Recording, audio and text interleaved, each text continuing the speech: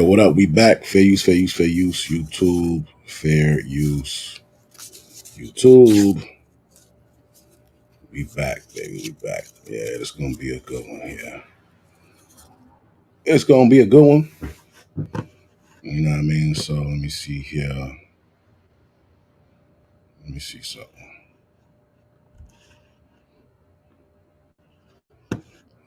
Go over to my guy. This is Poke. Drop this link. Alright. Let me get rid of that. Alright. Alright, man. So we back. So yeah, this stream right here, we basically gonna be talking about why the hell women don't want motherfuckers to be back in power. They had a taste of power, B.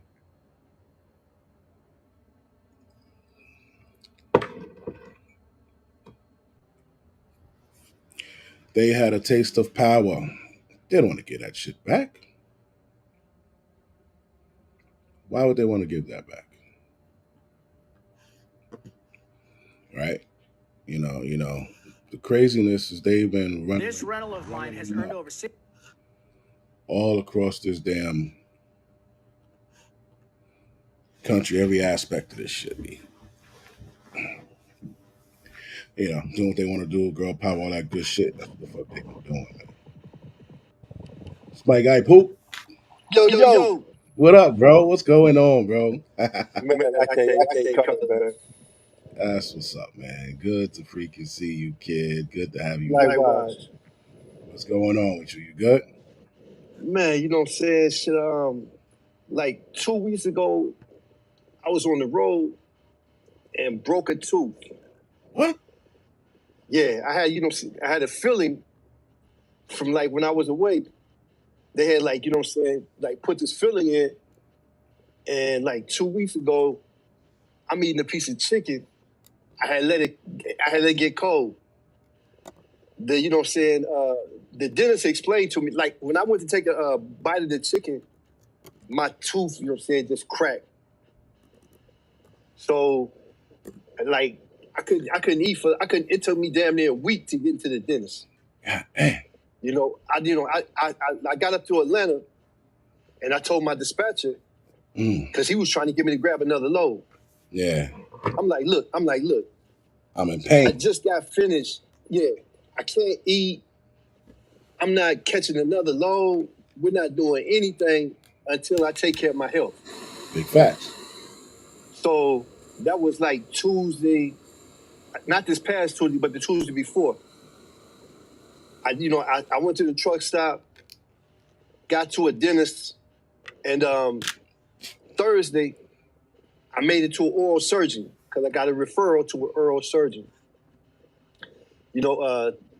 Thursday, you know what I'm saying, the oral surgeon went ahead, did the consultation.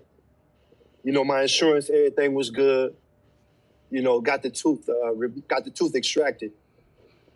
And I had to be on pain pills for like a week, but I couldn't drive for like 3 days. So that Sunday, I grabbed the load coming up out of there, but I didn't work for like a damn near week.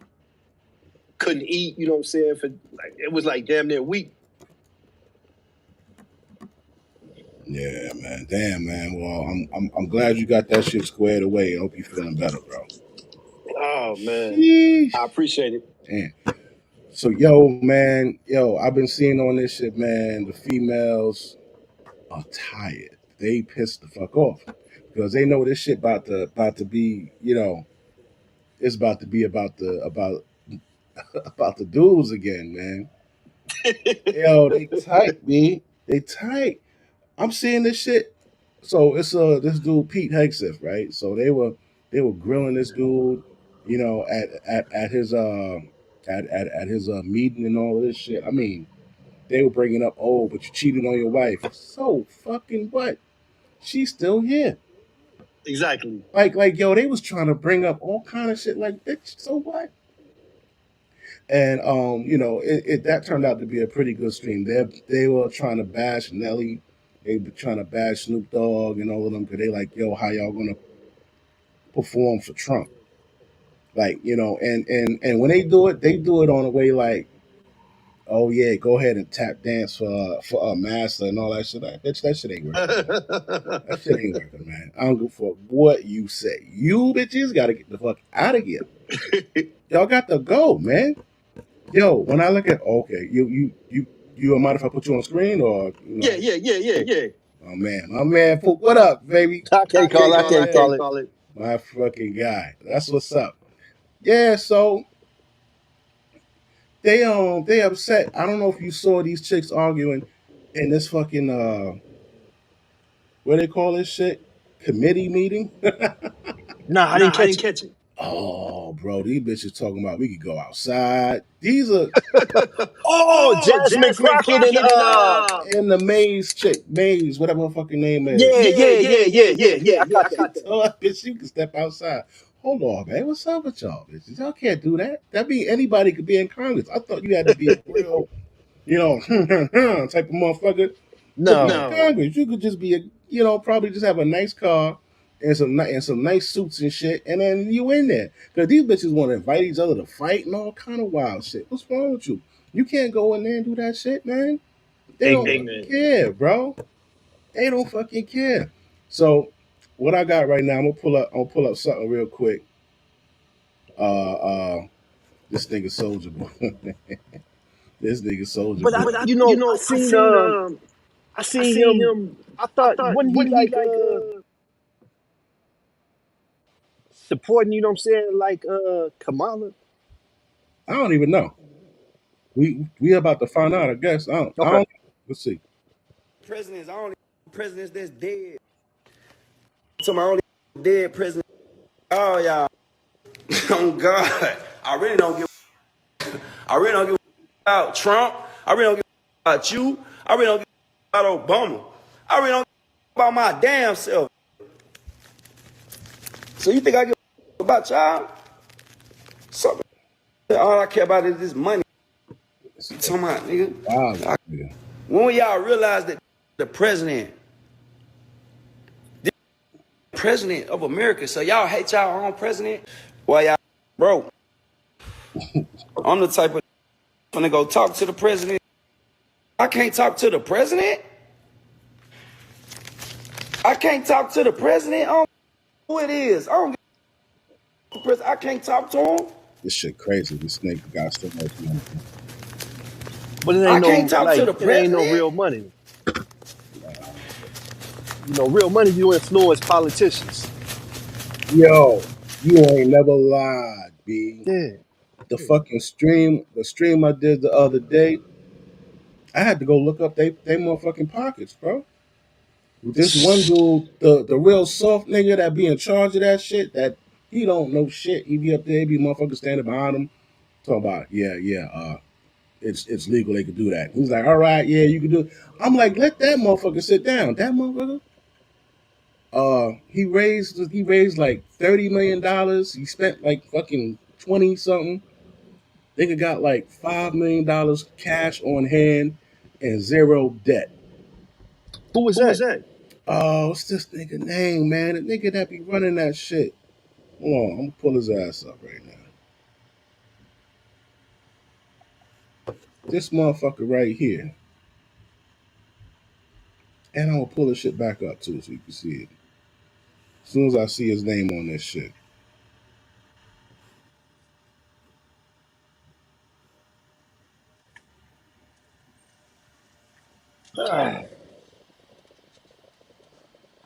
Chair, point of order. Yeah, that's Comer, Mr. Comer. Who's It's me. Miss Crockett? I'm just curious, just to better understand your ruling. If someone on this committee then starts talking about somebody's bleach blonde, bad built butch body, that would not be engaging in personalities, correct? I remember that. Now? Yeah. Chairman, I make a motion to strike those words. I don't think that's Hold a on. part I'm of the. trying to find clarification on what quality. Chairman, motion to strike. All right, so them bitches is doing that. Them bitches is telling other bros to step outside. What? Yeah, Jasmine Crockett But I can see and what's the that white girl? somebody's campaign Means. coffers really are struggling right now. So she gonna keep saying trans, trans, trans, so that people will feel threatened. And child, listen, I want y'all to I am tell no me child. whether or Do not call me a child. I am no child. I want Don't to even find start. out I am a grown which woman. of those I am 47 years emails old. I have broken actually more have. glass ceilings than you Chairman, ever I will am in my reclaiming my life. time. You will not do that. I Order. am not a child. Chairman, I am am not a reclaiming child. my time. If you want to take it outside, Mr. we Chairman, can the do that. committee is not Okay, in order. order. Point of order. Point of order. Order. Chair That nigga that's talking. He don't know what the fuck be going on, bro. recognizes Ms. Crockett. No, point of order, Mr. Chairman. State your point. Is it allowed in the rules for a member to incite violence against another member? Now you see these dudes, like that dude that's talking. Yeah, Congress is filled with a bunch of soft ass niggas. They can't control the chicks in there.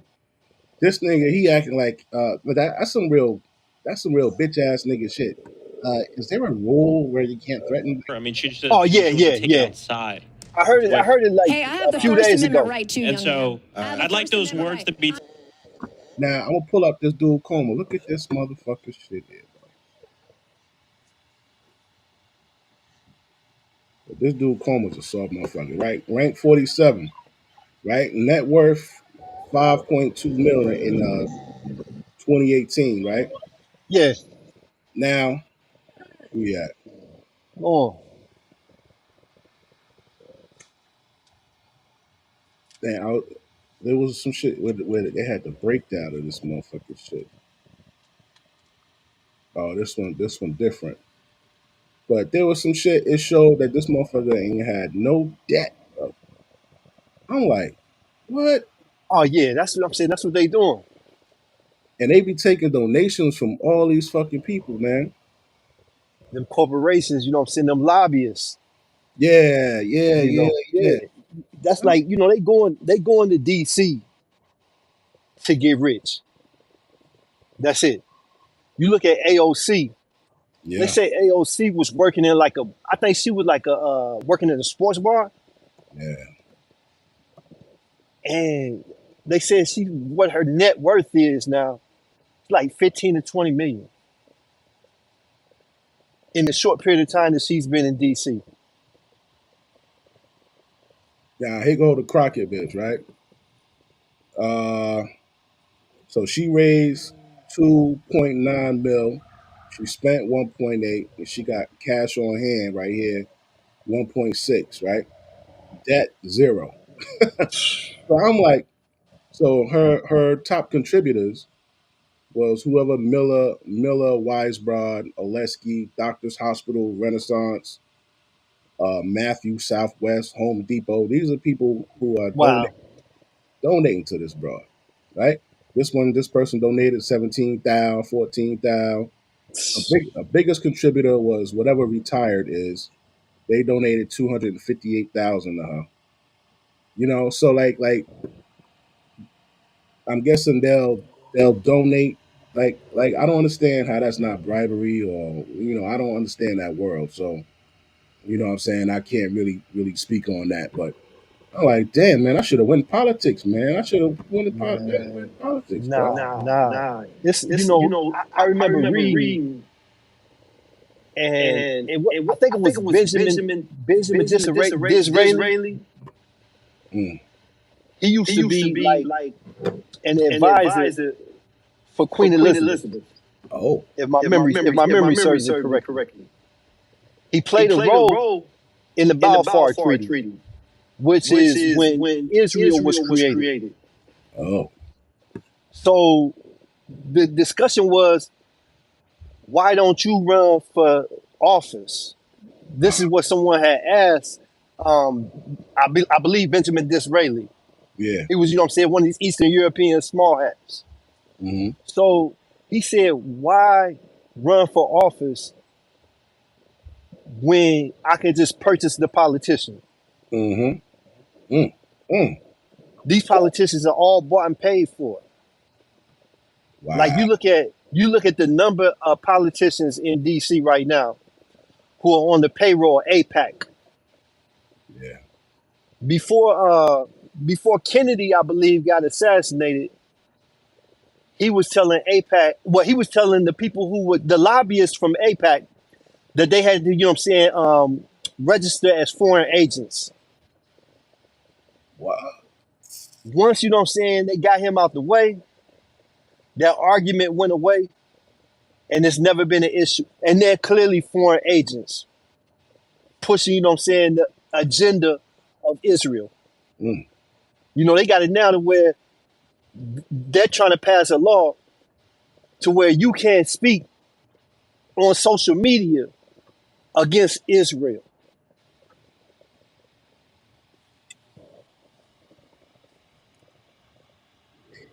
Man, speaking of that, what do you think about this TikTok shit, man? They had that shit banned for like 17 hours and shit.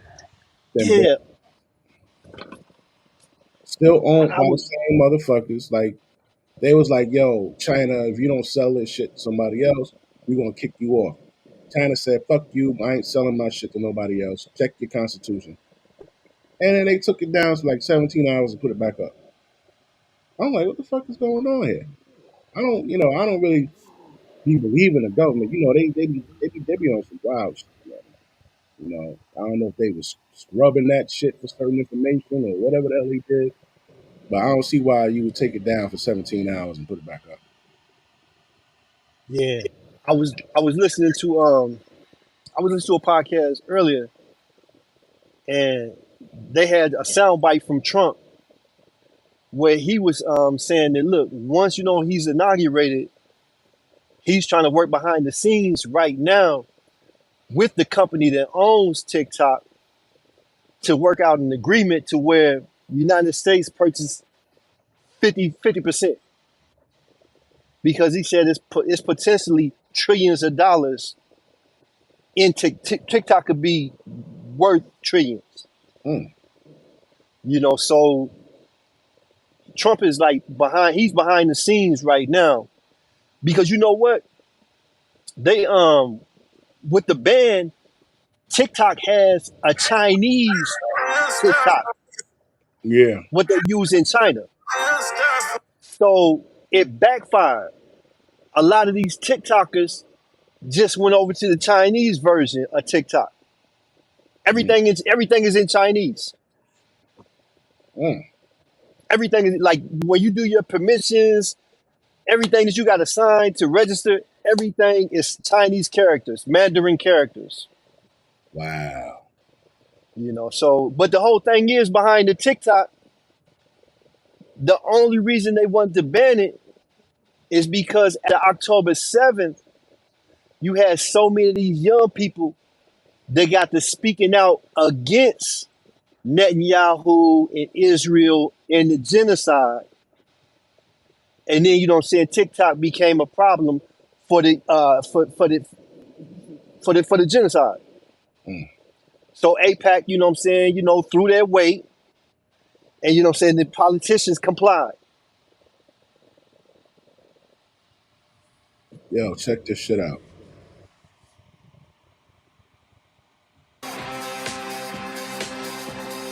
Oh yeah. YMCA village people.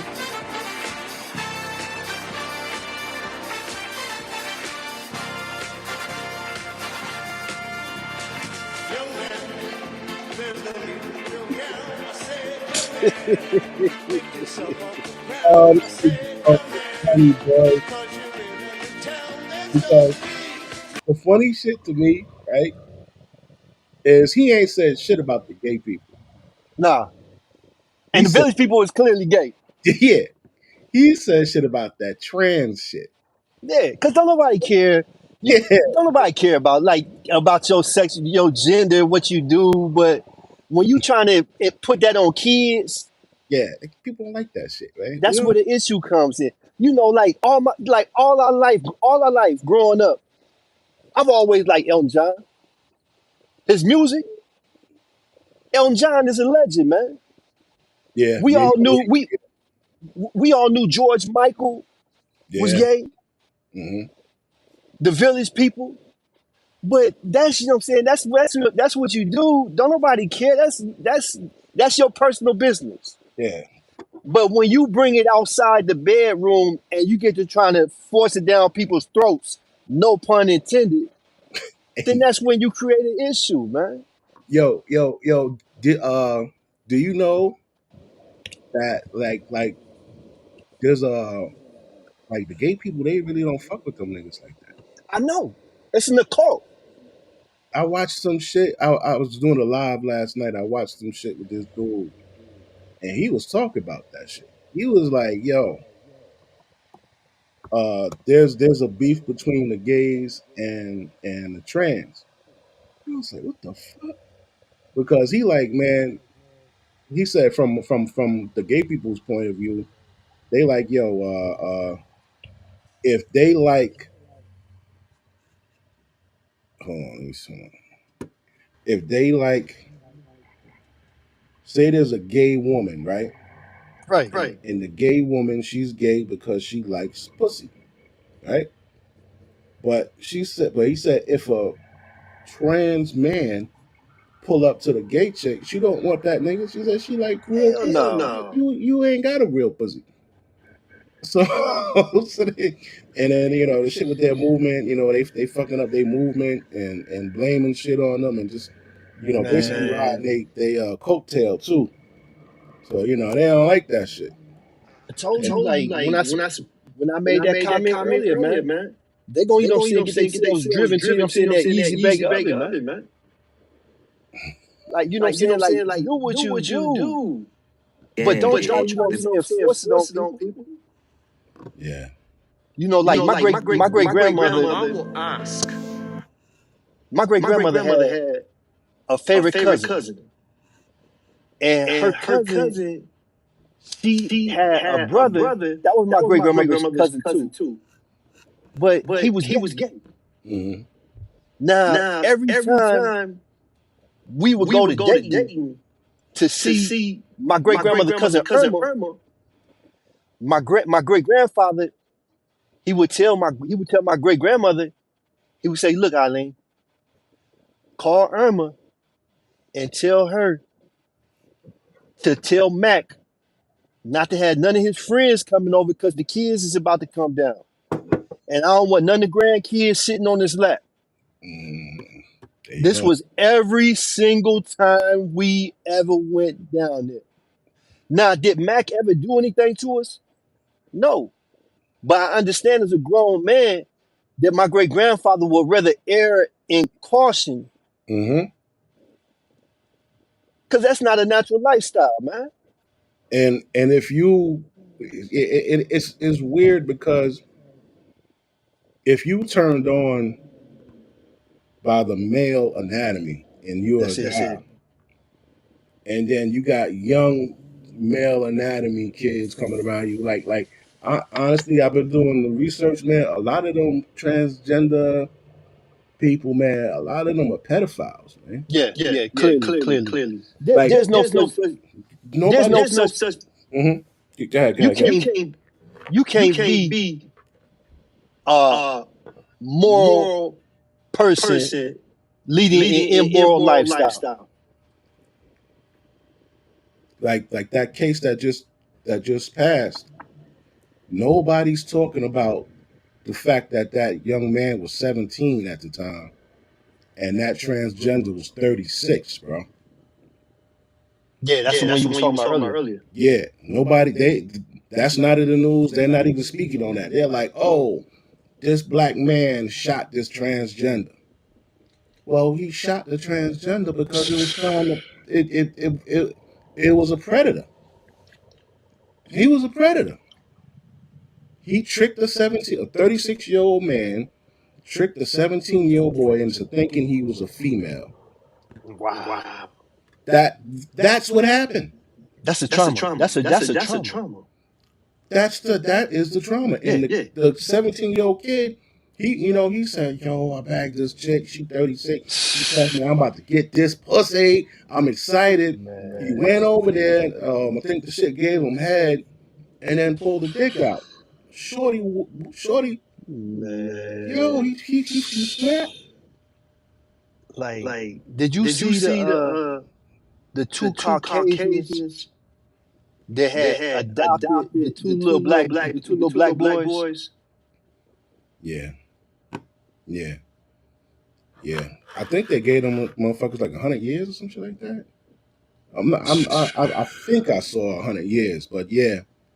That don't do nothing for them kids. Yeah, them kids is fucked up. They're fucked up for life, man. Yeah. Yo, I was telling a story yesterday about because I had put it on on Patreon. You know, my Patreon free. I put it on Patreon. I had gotten to an argument with this one dude when I was working as a CO, and the nigga splashed me. So he splashed me and shit. So what I heard, I heard that he killed his mother because his mother used to sell him to men for crack.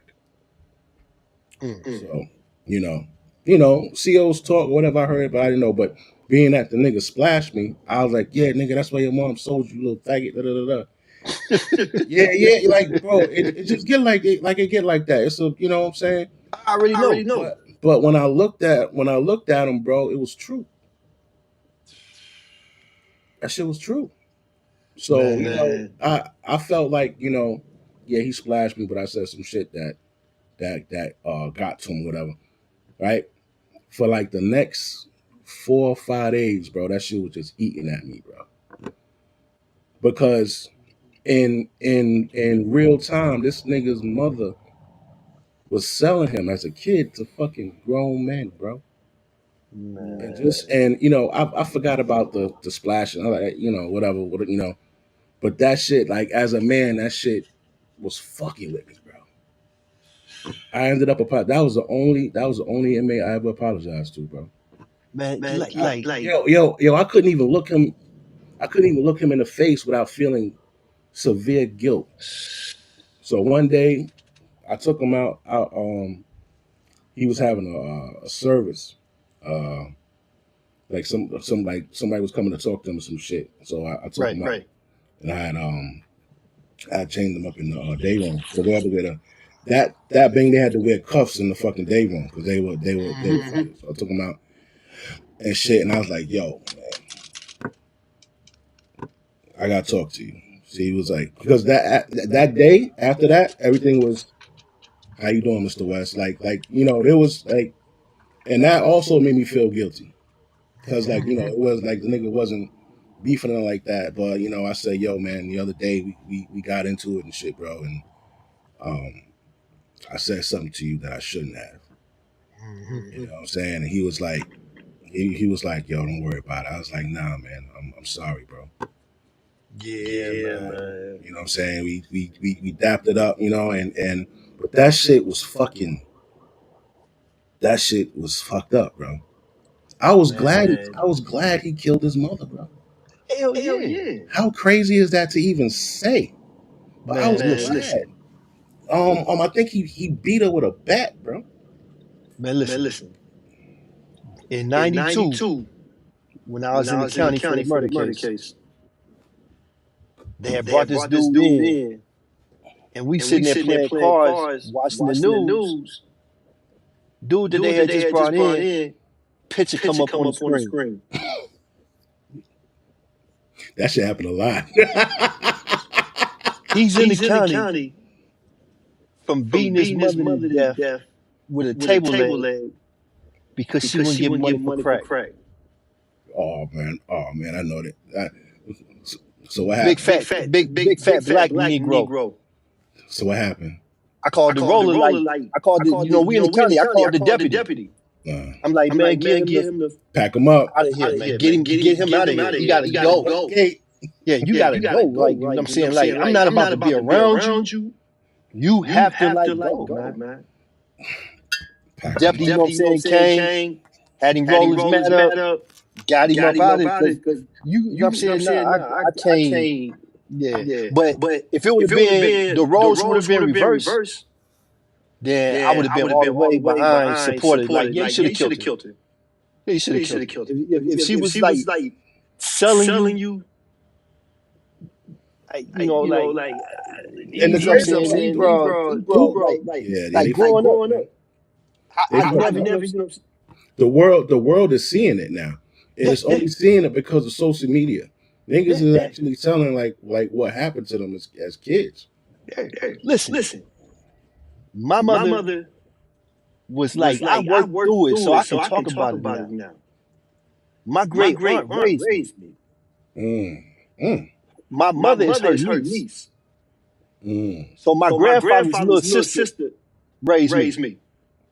Wow. Now, growing up, I used to always be like, my biological mother was always in the picture. But there was never a relationship between us. Never no type of fondness, affection, love, or nothing. So I used to always ask I call my great aunt my mother. Yeah. I used to always ask her, like, who was my dad? Who was my dad? Neighborhood I grew up in, middle class, African American, suburban neighborhood.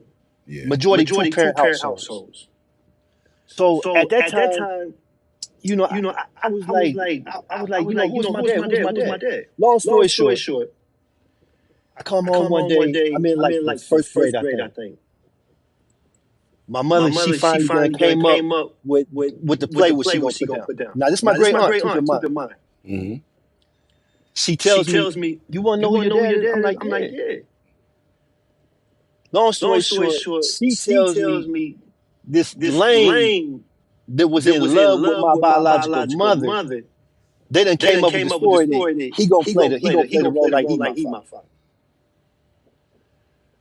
Now, he came over like the next day, and I'm sitting in the car with him, and I know who he's supposed to be, but I look at him, I look at myself in the rearview mirror, I look at him, and I look back at myself, and to myself I say, it's not my father. Grandma, daddy. No type of resemblance, none whatsoever, man. So the game went on. So I was like 14. He killed this girl. Went to the joint. Now he had a young female. I used to be in love with her. When he killed her, I'm looking like, I'm like 14. This is a time when I need guidance. Yeah. The most. This tough done killed this girl. I already know in my heart that like he ain't my father. But then again, I fucked up because I'm like, damn, is he really my father? Am I a monster? So I used to not Big West. I used to always hear my aunts and my biological mother talking, and they would be talking about this dude named Raymond. But as soon as they realized I was in the vicinity, the entire conversation would go dormant. Now I'm intuitive enough to know that there's got to be some type of connection between me and this Raymond character. Otherwise, why is the conversation going silent? Yeah. Every time you realize I'm in the vicinity. Yeah. So okay, I go to the joint on my first number. I come home 92. One of my partners' mother was messing with one of our older partners, but he way younger than my partner's mother. Okay. So he like Jawad. I'm like, what's up? He like, I met your father in the county. I'm like, what? He like, I met your father in the county. He like, you look just like you. Only difference is he dark skinned and short. But facial features, y'all the exact same person.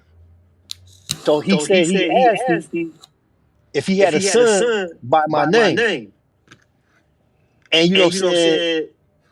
Like my father told him I got a son by a girl named Margaret. He basically told him my mother's name. Wow. So now I got my father's last name. He gave me the last name.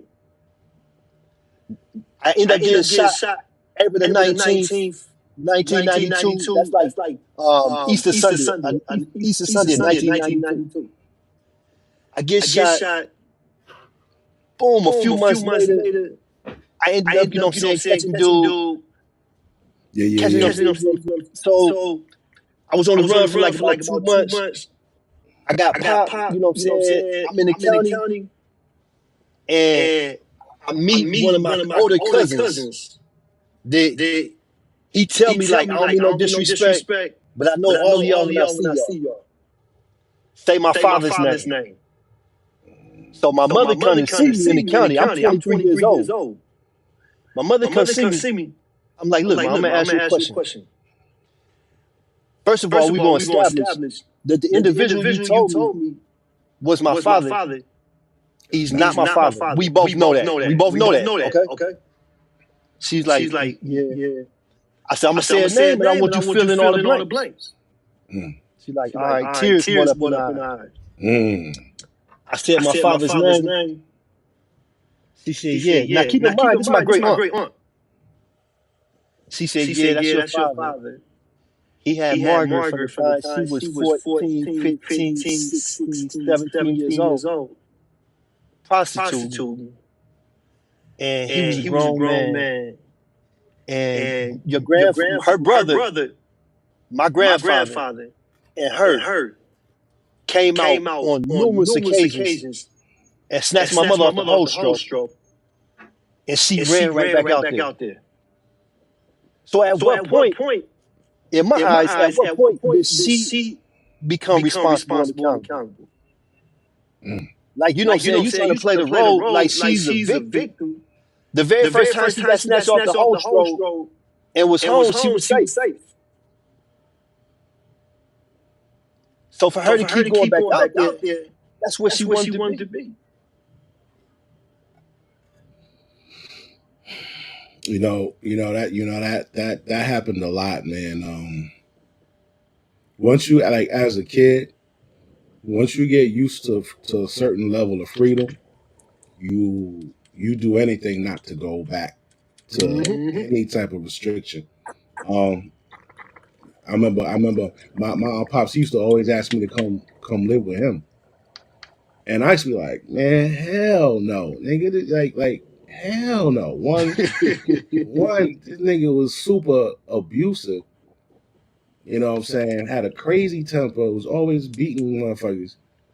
And two, like, you know, when I'm home with moms, you know what I'm saying? I got my own room. You know, I'm like I'm cool. She don't really fuck with me. I go outside, I come and go as I please. So I was like, man, nigga, you out of your mind. So I could kind of see where, at her age, she was like, man, nah, this shit ain't working. Because she had super freedom underneath that man. Yeah. So as a kid, they gon' she wasn't with it. Nah. The most she probably stayed there might have been a couple weeks. And I don't even know the story. Did you ever find out? Yeah, okay. Like first of all, I used to always hear my older partners talk about when they old enough to bleed, they old enough to breathe. And I understand. Because you know what I'm saying, we got a hypocrite. Our society is hypocritic. Big time. Because around the world, when a woman hits that cycle, they are viewed as women. Mm-hmm. In this society, we play the game that they're not women. And by the time they're old enough to be married, they've been ran through. Usually with one or two kids. In our society, we actually baby our women even through adulthood. Yeah.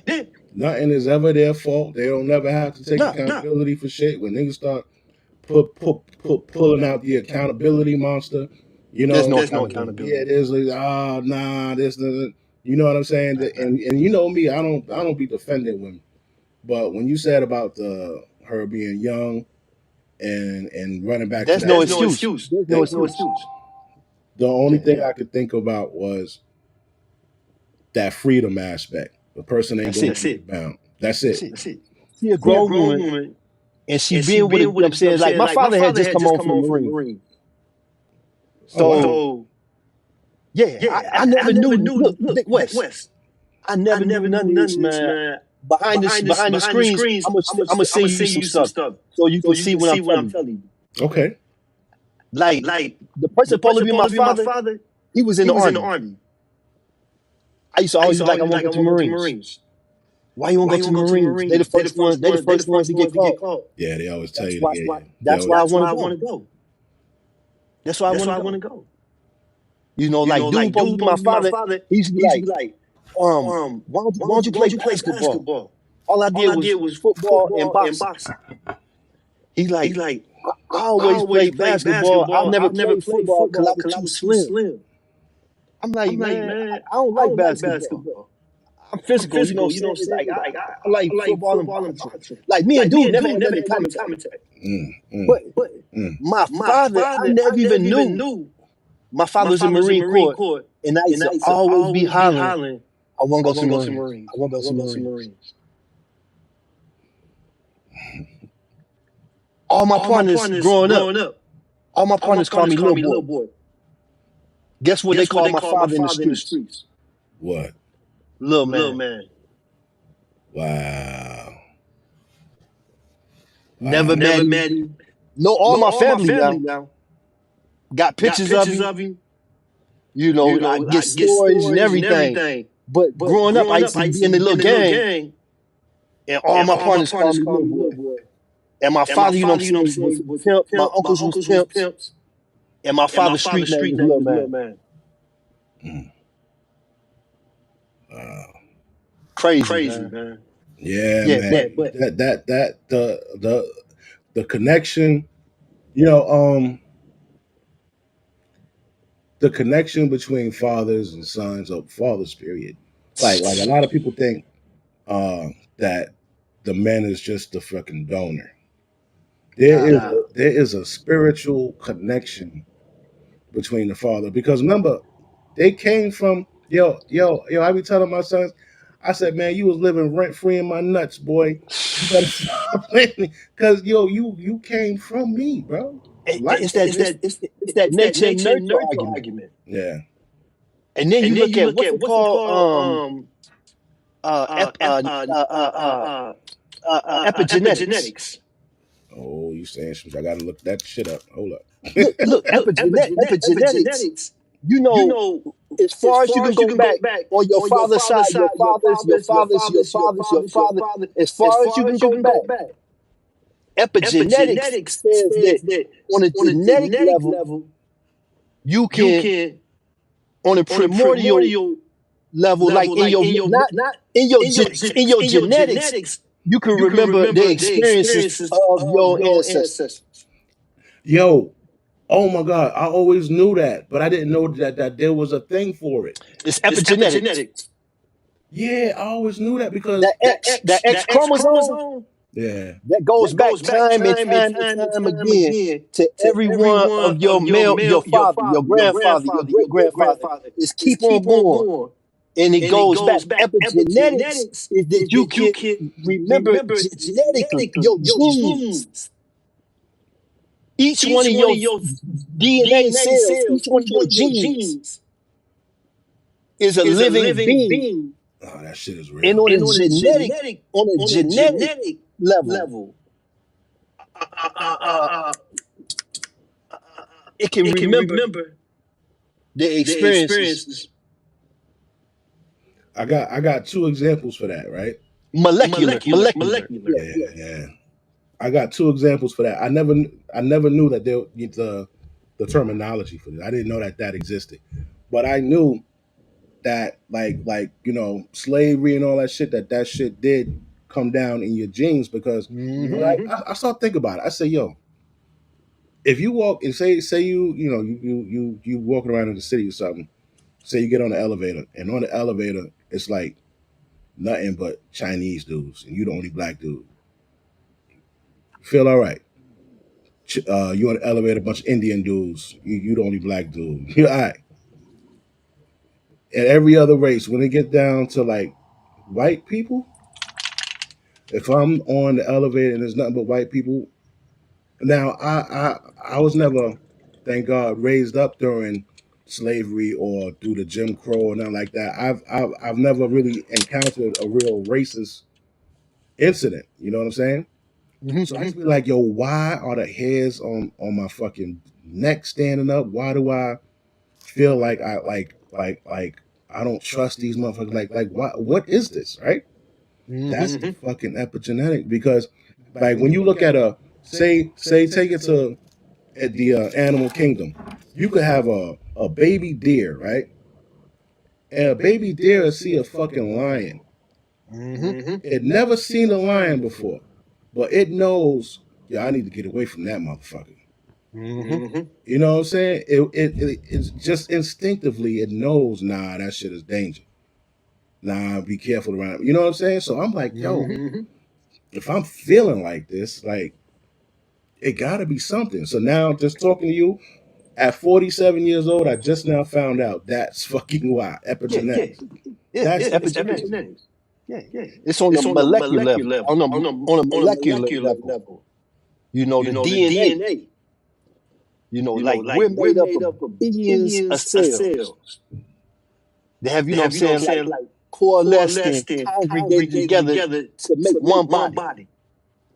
But each one of those cells is a living organism and carries within itself a memory. This shit is crazy. That's how you have one cell that goes rogue and it leads to cancer. You know, but accountability with broads. You know, like I've always my earliest memory is betrayal from a woman. You know, so I've never even like placed them on a pedestal, because I realize it don't work, man. The moment you place a broad on a pedestal, she gonna look down at you. Which is crazy. Yeah, she gonna look down. That's a crazy way that shit works, right? But it place takes yourself on a pedestal, she gonna look up to you. Yeah, that shit take experience. It take experiences to learn that shit. You know what I'm saying? Even if say like there's like a young man and you tell him to say, yo, don't XYZ, don't boom boom boom. Once he get that once he crack that shit, the first time, all that shit go out the window. He gonna have to learn through this, like with this dude, Travis Hunter. He got the whole world telling him all this shit, and you know he ain't trying to hear that shit. He like, yo, this is my girl. This is my, like, bro. The only thing you can do is just watch. You know what I'm saying? After that, you know, even when I was talking to a chick, man, I used to talk to this fine ass chick out in Delaware when I was in the military, and I brought her to meet my pops, right? So my pops had remarried, so we out there, you know, we went to dinner and talking and shit. When I put her in the car, he was like, yo, son, come in, let me holler at you right quick. He was like, yo, you know, she's nice and all, man, but that ain't the one. I'm like, what you talking about? And he was like, look at the way she dressed. Now back then, 20 plus years ago, I said it's fucking hot. It's summertime. I couldn't really tell a difference between dressing for the weather or dressing like a fucking hoe. Right. So I'm like, yo, it's fucking hot. And he was like, listen, man, that ain't the one. Damned if he wasn't right. I'll be damned if he wasn't right. He was right. So the same thing with dude Travis. He young. You know what I'm saying? He gonna have to see it. Yeah. He gonna have to walk in and hear her getting smashed or some shit, man. Like, he ain't gonna believe nothing about that girl. He's such a simp. And it's sad. Because he's innocent and he wants to show. You want to share that love. He may walk in and see her get smashed and still forgive her and still be with her. You gotta think, he taken to a club, sitting outside, while she's in there potentially getting smashed. I mean, you can do a lot of shit in the club, bathroom, ain't no telling what, you know what I'm saying? It may have already occurred. But he has such a low self-esteem. Like, okay, on the football field, he's a monster. Yeah. But in the game of life, it doesn't translate. Because you know what I'm saying, he's not showing, like, there's nowhere in the world, even at that age, that's not the excuse. Because at that age, I was really hell on the ball.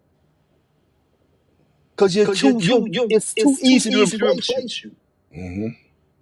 I want you to fuck up. So I can get, that's an excuse for me to get you up out my life. Yeah.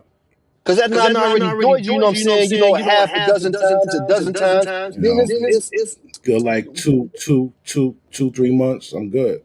Yeah. I've already done everything it is to possibly do. 2-3 months. It's time to move on.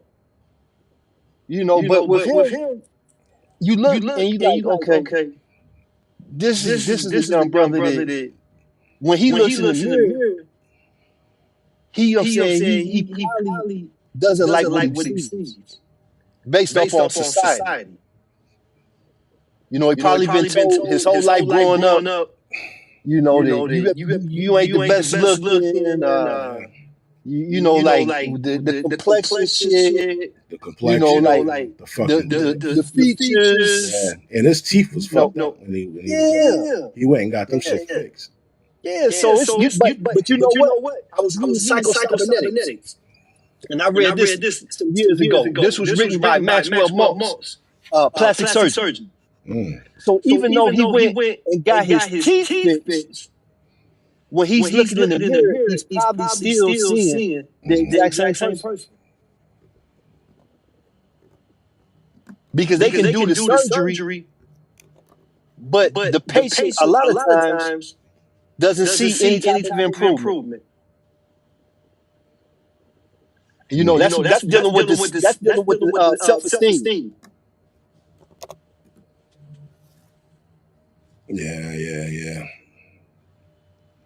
Yeah, because even with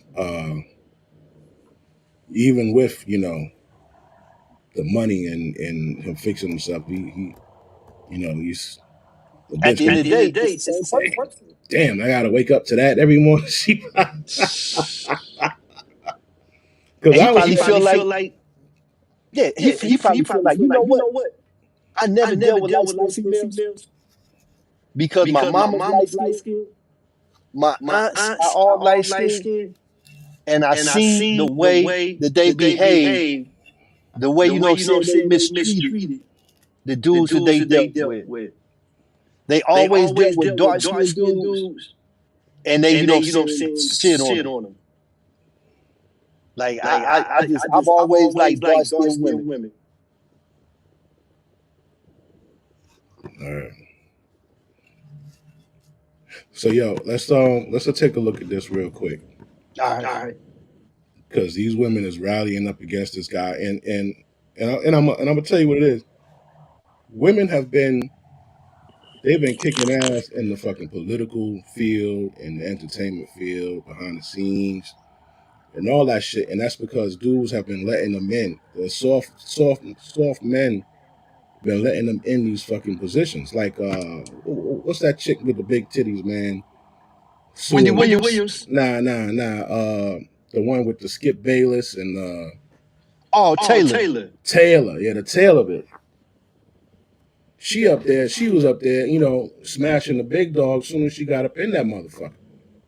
You know what I'm saying? They you know, let her in, and then for her to say, "Oh, yo, when he's no longer useful to me, I'm gonna tell the company that he great me." Yeah. And people like these dudes just go completely past that. They give that a pass. I'm like, yo, how you giving that a pass? She just said she was going to basically ruin this dude's life. Take his money. You know what I'm saying? He going to end up losing his house, you know, losing his fucking kids, having to pay alimony and all that shit. Because, you know, that's some stuff. And how do men just go past that? This dude, what's his motherfucking name? The Smith guy. The Smith dude, Stephen A. Smith. Yeah. Cam Newton. I'm like, yo, y'all caping for her? How she like that's straight the fucking man code. You just like, how you caping for that? Right? So this dude, this Pete Hegseth dude, he's in here, right? They asked him, was he going to drop out? He was like, nope. So just check out some of this questioning. Said publicly, have you Online on Mac immerses you in a universe two-headed, which are the only test of Online on Mac immerses you in a universe. very much. I thought it would be really helpful to better understand your views on women in the military, because you've made a number of surprising statements about women serving in the military. Now, I'm gonna point out the things that Pete does wrong, though. As recently as November the 7th of 2024 on the Sean Ryan Show, you said, and I quote, "I'm straight up saying that we should not have women in combat roles. It hasn't made us more effective." The quote went on a little longer, but that was the gist of it. That was before you were nominated to be Secretary of Defense. Mr. Hegseth, do you know what percentage of our military is comprised of women? I believe it's 18 to 20%, Senator. It's almost 18%. And in fact, DOD's 2023 demographic report indicated that there are more women serving now and there are fewer separations. So they make up a critical part of our military. Wouldn't you agree? Yes, ma'am. No, they do not make up a critical part. 18%? 17, almost 18. How in the hell does 17 or 18 make up a critical part of anything? Critical part, bro. Why are you like I fuck with Pete Hegseth, bro. You know what I'm saying? But it's just like sometimes you just need to let your fucking nuts hang and be that asshole. 17. You said, ma'am, could you quote that percentage again? She'd be like 17. Okay, and you equate that to critical? No, bitch. Because that 17% is spread out. When I was in the military, you know where all the bitches was? Supply, dental, comm. They worked in fucking communications. You know, they were doing all of the sweet shit. Mm-hmm. You know what I'm saying? So no, you like they spread out. No, it ain't critical, man. It's not critical. But she was on point with the 17% because I had to go and fact check that shit. So he fucked up there because it's like you can't appease, you can't try to be friends, you can't try to be equal with women. Terrorists. Yeah, they're not trying to be your equal, dog. They're trying to crush you. They want you to be their fucking servant. So he fucked up right there on that part. Let's see what else he fucked up. Women in our military, as I have said publicly, have and continue to make amazing contributions across all aspects of our battlefield. Now, that also is bullshit. Exactly. What was created in the last 50 years that women have been in the military? In the last 5-6 years that they've been on the battlefield, because they just started letting them get on the battlefield. I think it was maybe 2016. So in the last 8 years, what critical, what fucking word did he fucking say? Well, you also write, women in our military, as I have said publicly, have and continue to make amazing contributions. What's the amazing contribution, bro? I ain't seen one motherfucking thing amazing that they have contributed. They go in there, they go take these fucking tests to get promoted. They go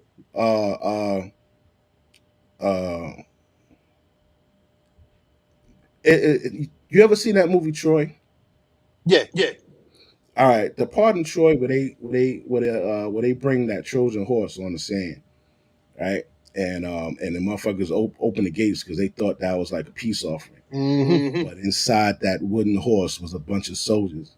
And once they was in, they came out at night and slaughtered the whole motherfucking thing and took it over. That is exactly what happens when you let females in a male-dominated space. Because now the shit you and I used to talk about, when we talking about the women that we smashed and how much fun we had and how fat her ass is and this and that, you and me can't talk like that no more. They should have burnt that horse. They should have burnt that shit left and right. They should have burnt it right outside the gate. And I think one dude was like, "Nah, leave it there." No, one dude said, "Burn it." You're right. One of the guys said, "Burn it," and the dude was like, "It's a tribute" or some stupid shit. They should have burnt it. They should burnt that shit. Put oil on that bitch, set it on fire. Then they be like, "Oh shit!" But yeah, like so when you got people like that Taylor chick, and all these women, now you got to watch what you say, even if you're not talking to her. If me and you talking right here, and she's sitting over there at that table, say we in the fucking child hall, she's sitting over there and she hear us talking about pussy and bitches, and she gets offended, even though we weren't talking to her, she'll go right there to fucking HR, and she'll put in a fucking complaint, and now, I started seeing that shit in what you call it, corrections. When they started fucking with, like, say they was fucking with like a captain or a dep or some shit, right? Because this nigga all fiend out for the pussy, he done brought and made her his secretary, right? Now maybe she gotta go take a post. She don't want to take a post. She like, nigga, I'm sitting in this fucking office. I'm going out for lunch. I'm on my phone all day. I'm chilling. I'm not going back to working a post with inmates. So now when he put her out, what happens? She goes and said, "Oh, yeah, he harassment, and I wasn't with it, so he put me like now, and now the dude he used position of authority. Yeah, his power and authority, and maybe in a world where there's a powerful man, in a room where there's a powerful man, and a regular woman, she starts to wield the power, because if the man comes out and said, "Yeah, I was in there, man. She just grabbed my dick," they're gonna be like, "Huh?" But you're the fucking vice president or something. Like, they're not gonna believe him. But if she come out and say, "Yo, the vice president of so and so just grabbed my boob," Believe all women. They're gonna fucking believe him. This motherfucker is gonna have to go under investigation. He can't come back to the fucking to the place. They gonna move him. All kind of shit. So they're like Trojan horses, man. When they let him in, now she's in here. She talking all this hot shit. She talking like she about to get up and smack this nigga. Like, yo, what's up? Across all aspects of our battlefield. Well, you also write in your book, The War on Warriors, with the chapter, The Deadly Obsession with Women Warriors, that, quote, not only are women comparatively less effective than men in combat roles, but they are more likely to be objectified by the enemy and their own nation in the moral realms of war. Which is true, right? We go way back to fucking, what was this guy, Genghis Khan and all them. When they conquered the territory, they raped the women. So now, imagine getting conquered, or you in a situation, the enemy overruns y'all, and you hearing your female partner get raped by these motherfuckers. It just, or now you're worried about that. You like, you know what I'm saying? Like, it's not a good fit. Like, I don't understand why motherfuckers always want to get. It's like women and homos. They want to be homos, but then they want to go and be in a masculine. Like, nigga, go fucking go do some feminine shit or something, bro. Why the fuck you want to be sassing around here? Get the fuck out of here. It's like the firefighter in California. Sandra. It's like the fire captain in California. Now look. All the females that I ever worked with, all the females that worked in the prison, if it's any type of physical labor, they want to use their ass, titties, and smile to get you to carry their weight. Yeah. Like this chick. When I'm talking about the balance of power, right? Because there's a power struggle right now. The women have a significant gain, and the men are trying to take it back. That's why they don't want these dudes who have those views. They don't want to go back to that. Like for some reason they feel like their livelihood or something is we're gonna go back to the 1950s. No, you just can't be where You can't be where you're not qualified. yeah. If we have to lower standards for you to play along, but you still get paid the same, bro. Like, come on, man. Just like guarding the president. She fucking crouching. If you're gonna be Secret Service. So that chick, right, that was hired, this broad right here, she hired, where's she at? No, that's not it. Where the broad? She hired this bitch at $750,000 a year. What job pays you more than anybody in California state made? Probably the same Fannie Willis shit. Probably getting behind the scenes. Yeah, probably. Because I don't understand why you would hire this chick at $750,000. Why? And she's not qualified. So her job is to make sure that there's fucking water in the pipes, right? California burning down and there was no water in the fucking pipes. $750,000. All I gotta do is make sure there's some water in there. I went and I looked up how much is the taxes on $750,000. It's 46%, right? Net. That broke down to $404,000 a year. That broke down to $33,700 and something a month net. So this bitch. Now I know LA is expensive, but $33,000 a fucking month net, and you can't make sure there's no water in the fucking pipes, bruh. There's no fucking way. You know they talking about doing them smart. They talking about doing them smart towns. And Black Rock. Smart towns are where you don't have cars. Oh yeah. Everything is like a 10 to 15 minute. You walking all throughout the town. There's no cars like you know how when you go there's certain places where you go cars can't drive. That's what a smart town is. You commute by foot. So LA is supposed to become a smart town. You got the Olympics coming up in what, 2028? Yeah, 2028. That's the goal. So basically, they dropped the insurance for a lot of the homes out there. Black Rock owns a lot of the land, and what they've done is allowed the forestry, the trees to grow around the lines, the power lines. And they knew with the Santa and the winds, it was only a matter of time before the trees knocked the power lines down, and there go your fires right there. Wow. They had fire tornadoes. Yeah, I saw it. That's crazy. 100-mile-hour winds.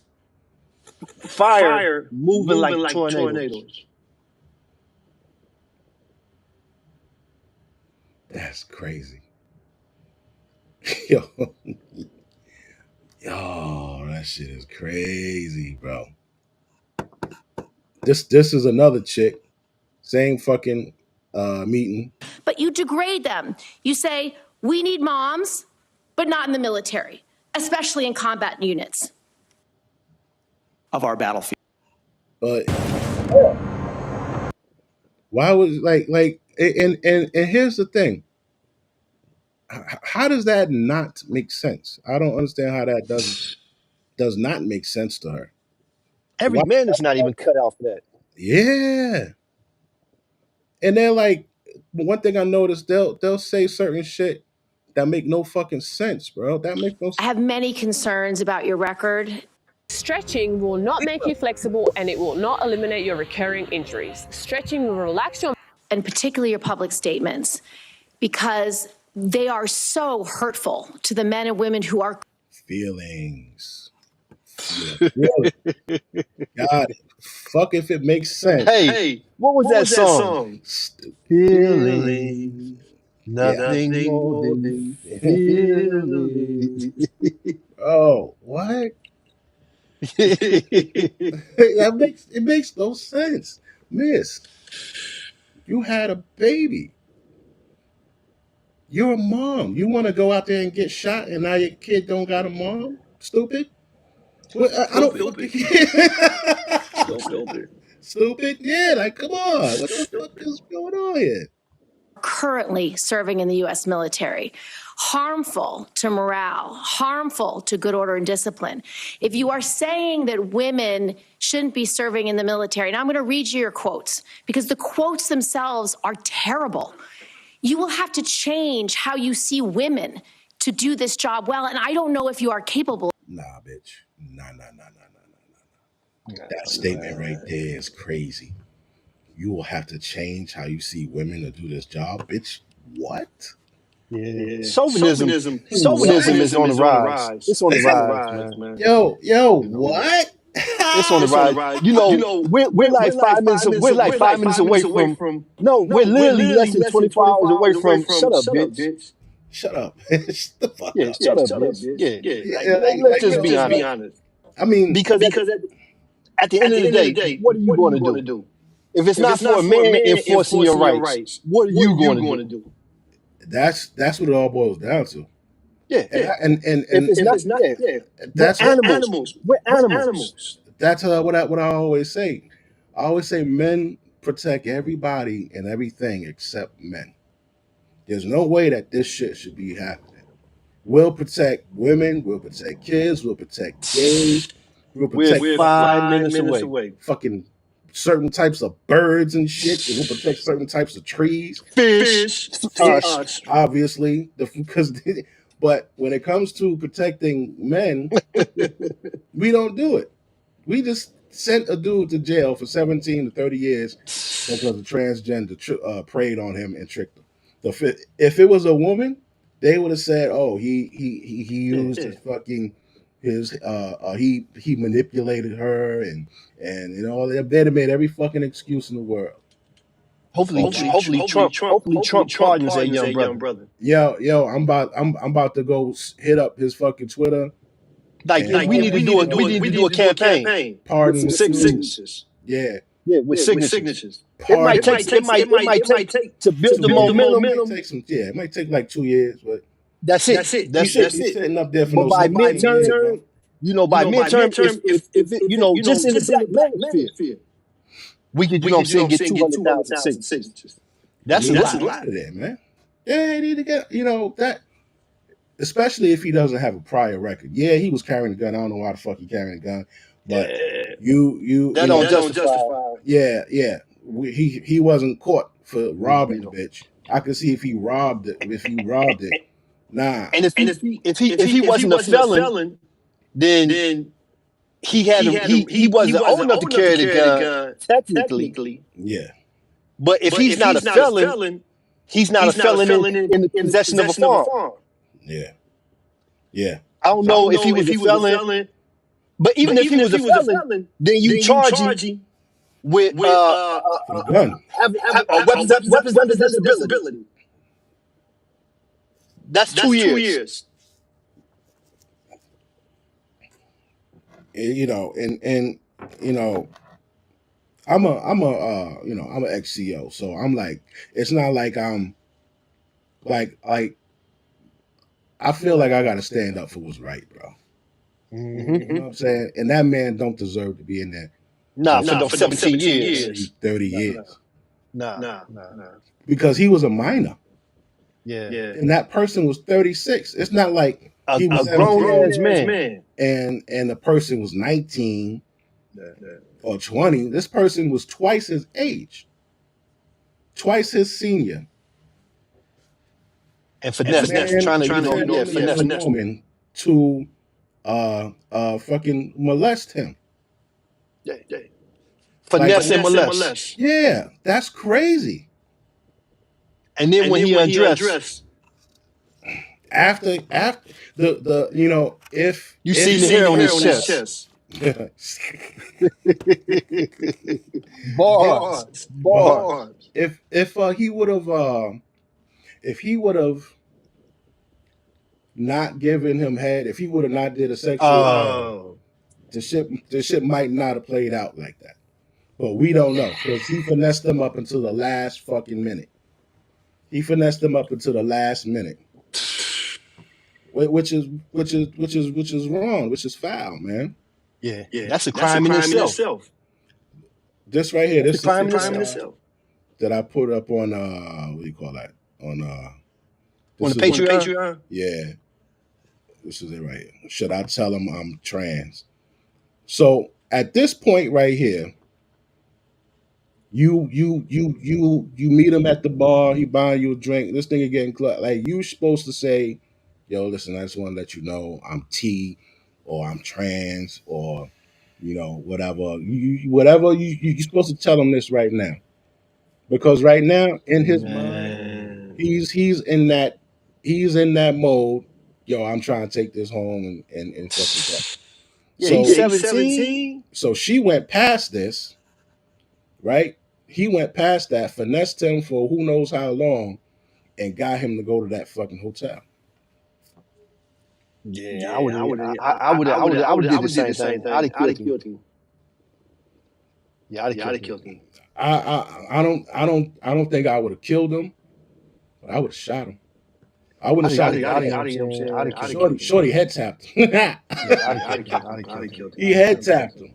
Yeah, I'd have killed him. You know what? I might not have killed him. I might have just pistol whipped him. I'd have probably shot him in the leg or something. I shot him, but no. I wouldn't have executed that nigga. But if he performed fellatio, yeah, his head was fucked up. Yeah, he aimed right at his face like you motherfucker. Yeah. If he touched me, and it's a he, and he misled me into believing he was a she. Yeah. Now. I'm not saying, it's still taking a life, it's still wrong. You took a life, right? Cool. But I mean, based off of the merits of that individual that decided to play that game, you know what I'm saying? I'm not gonna get that boy no life, no 17. I probably give him 5 years. You serve 3, get out, man. Everybody they could do all this, say all that shit, all they fucking want, but. That man played a role in his own demise. The whole way. That motherfucker got dressed, put makeup on, all that shit, and went out there and looked for a victim. He looked for a victim, bro. Hey. He didn't go out there and get another 36, 37, 40-year-old. He found a kid. And I'm like, yo, what's so hard about just sticking to that community? Like, don't want to. If you a trans, like if you don't want to, fuck make you think we want a trans? That's the part I don't understand. If you don't want to fuck with, it's the whole challenge is to turn a straight man. That's crazy. Niggas is not going. They're not going for it. They're not going for it. You gonna fuck around and find out. The tides is turning. The climate, the political climate has turned, man. Woke is dead. Yeah. DEI has died. That's it. They don't realize it.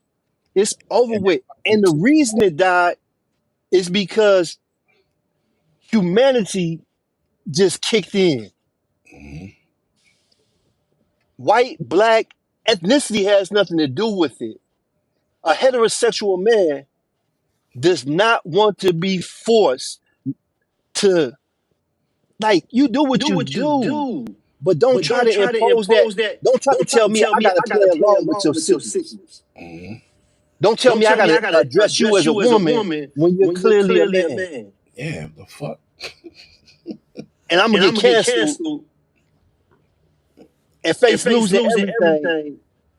Because I don't want to play along with your mental illness. And I was saying, they got enough bread in that community. Start your own dating app. Get your own clubs or some shit. Like The whole thing is they wanted. the gay people had their own club. The niggas had their own clubs. They got their Yeah, own they had their own. websites. What's that shit called? They got their own apps, gay apps. Like develop your own But shit. they got attracted to. You got to realize this is a spiritual illness. Yeah. So they not content with just being amongst themselves. They want to spread it. They already got the sickness. Yeah. There's no attraction. They want somebody that's well that they can make sick. Check out what dude right here say. Point where the water's getting a little muddy and we don't know who's standing for what, we don't know who's saying what, and it's just there's been a lot of infighting, and we're going to talk about that today. Identifying that the LGB and the TQ plus both identify off of using different terms, and they have a different, backing to why they feel the way they feel, their sexuality and their gender expression. Cool, we get that, and I feel like most of us agree on that, but where it gets confusing is the fact that it's all lumped under and grouped under the LGBTQ community. It's under one category and flagged as such, and it makes it hard for people to understand when we're talking about different policies and actions that the group is taking, who it's for and why. Because again, sexual orientation is different from gender identity. What someone does in bed and what they prefer and like to be with is very different than how someone is expressing themselves. And I get it, sometimes these communities go hand in hand and they help each other out and they get rights passed and whatever it may be, but I feel like we're reaching a point where the water's getting a little muddy and we don't know who's standing for what, we don't know who's saying what, and it's just there's been on this issue. There is a huge difference between the LGBs and the TQ pluses. Because the TQ plus is all about gender ideology. The LGB is about sexuality. There is nothing in conflict with reality about being lesbian, gay, bisexual. It is an objective reality that sometimes people are attracted to other people of the same sex. The TQ plus is based around gender ideology, which is in direct conflict with objective reality. In direct conflict with reality. It demands that everybody deny objective reality and kowtow to the ideology by using people's preferred pronouns that are in conflict with their biological sex. And this goes hand in hand with the recent articles, and we're gonna get into this, but how literally the trans community is hating on the gay community because the gay community is rooted in science. It's rooted in sexuality. Like the gay community are men who like men, and not just who identify as men, but know the actual sex, like male, female. They like churros, not tacos, and that's okay. And just because, and the TQ plus side of this argument is saying, well, trans men are men, trans women are women. That's not true. You may feel that way. You may want to be respected and acknowledged that way, which I will. I have trans friends. That's just what it is for me. And I'm not bigoted and I'm not hateful for just being a gay man. Even I just learned, because I'm originally from Chicago, I didn't know that they changed the name of boys. So even in their quote community, they're like, nah. Because if that's what they like, and then they go and find out, it'll turn out the same way as with Youngboy. He wanted a woman. He pulled up and found out it wasn't a woman. They say the same shit. So these T people, they in the category by themselves, and that's who they need to fuck with, right? Now they getting on this dude Pete Hegseth, right? If 17% of the military are women, and they're saying that trans women are women, right? That's even less because I found out that even if, once a person identifies as being trans, they're no longer deployable. You can't send them into war. They don't have to meet a fitness requirement for their entire duration. So the government is the biggest hub. The government employs the most transgenders because they could go in there, they could get their surgery for free, they could make rank, they could make money, and never have to do anything. They could effectively be a useless woman. A racket. It's a racket, bro. They're getting over on women because women gotta make a certain weight requirement. They gotta do the PT test. These niggas don't. So they even beating out the women. And this chick, So it's the same thing yeah. And this with the chick, fire department. yeah, exactly. Exactly. And this chick is up here arguing, and she don't even know what the fuck is going on in there. This is one gonna talk about, women make up, which wouldn't you say they make up? No, they don't make up no critical fucking part. Look That's at their this. woke virus. Look at his face. He's like, man, this bitch. That's their woke virus. That's their woke All virus. of that. So I want to press on these issues that my colleague Jean Shaheen brought up because she said it so well.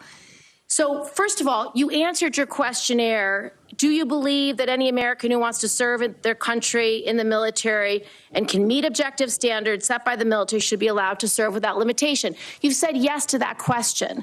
But then in all of these other circumstances, you've denigrated active duty service members. We have hundreds of women who are currently in the infantry, lethal members of our military serving in the infantry, but you degrade them. Lethal. Come you on, say, man. Yeah, he needs. He needs. But them hoes got some killer head. Because them hoes ain't got not one kill under their belt, man.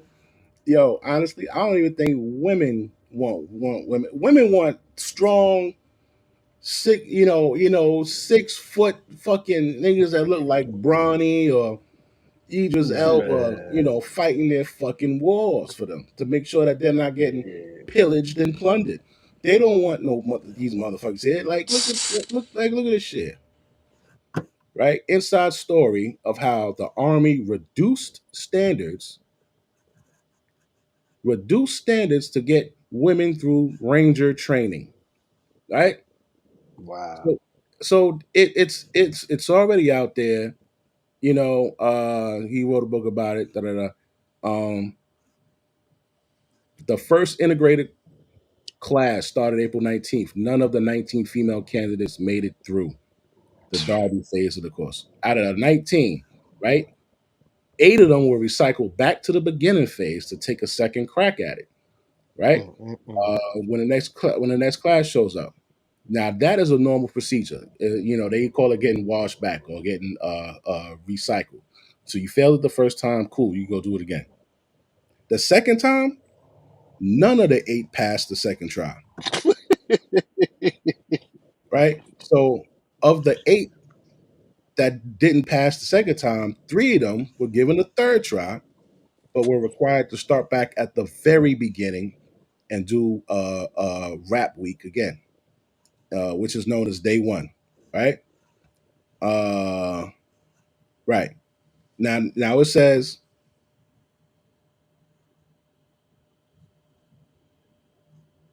so they had to go all the way back, right?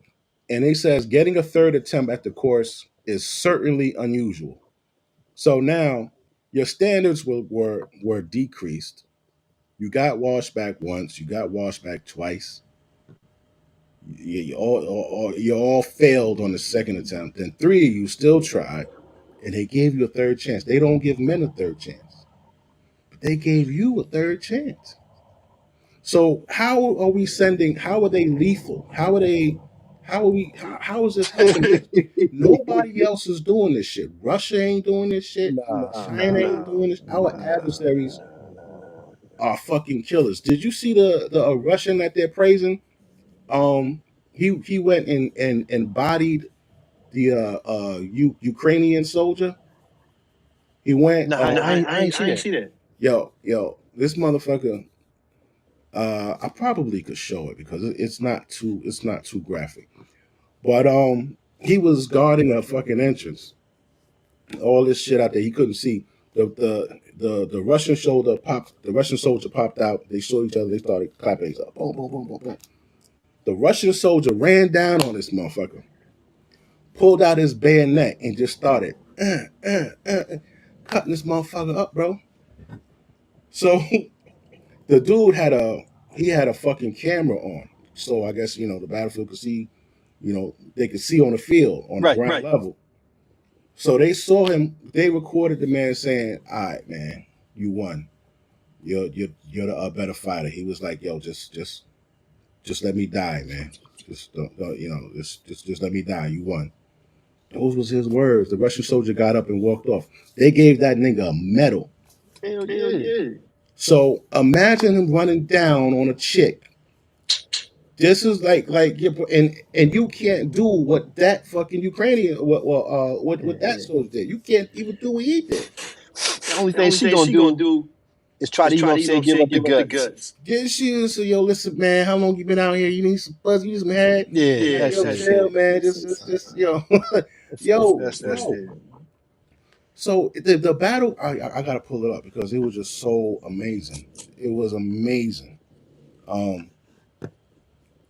To fucking see, because very rarely do we get to see footage of real battlefield footage. Combat. These this drone era is crazy. Mm-hmm. You know what I'm saying? So if you're a mom, why would you want to be in that fucking situation? You know what I'm saying? This ain't a game.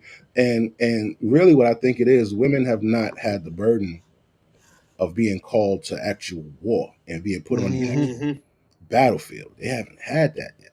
So they don't really, it's war, but they might They not haven't been traumatized. Yeah, nah, baby, this shit is not a fucking joke. And the chick, once he find out it's a chick, he probably ain't even gonna kill her. You ain't gonna kill her. You gonna take her. You gonna take her back to the damn take her back Barracks. it's on. Especially when you what they were doing out there with in the Israeli and Hamas battle. Wow. Them niggas, they were doing some horrible. That's they doing the grapes. They graping males in their prison. The Israeli, the IDF. I'm trying to find that shit real quick because that shit was. I didn't see that shit, man. I gotta switch up earpods. Oh, okay. The joint, the battery dying. Yep. I'm good. All right. Yeah, I'm gonna have to.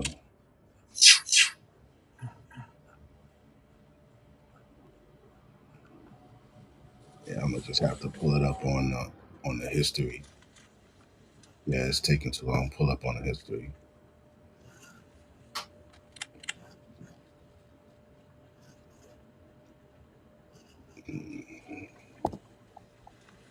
All right.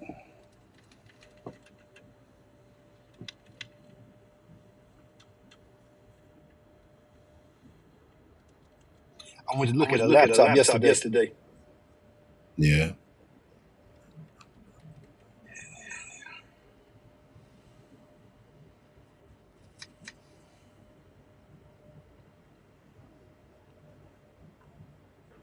Damn.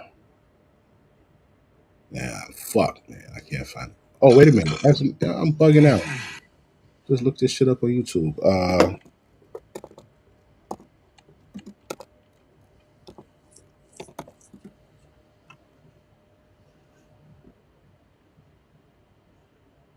Like I'm frozen. I don't know why. Okay. Here you go, right here. That you're going to be exhausted. Pull up that one and then pull up without him talking.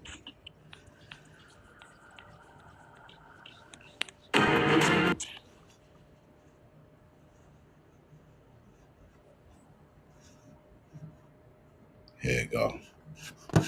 Let's see. Check this out. Let me see if this is it.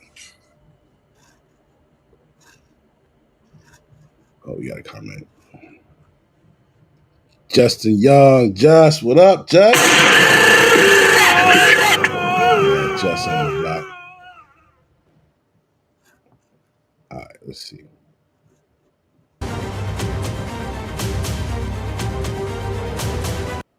He in trenches.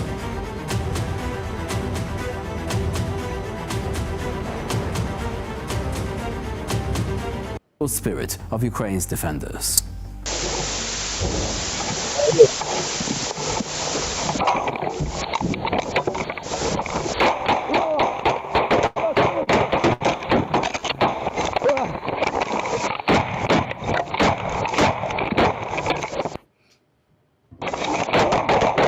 So dude got shot. He got hit. What he did? Chase him down? What he did? Chase him down? That's the Ukrainian soldier on the floor. Okay. Right? So he just got shot by the Russian dude. Then the Russian dude gonna pull up on him.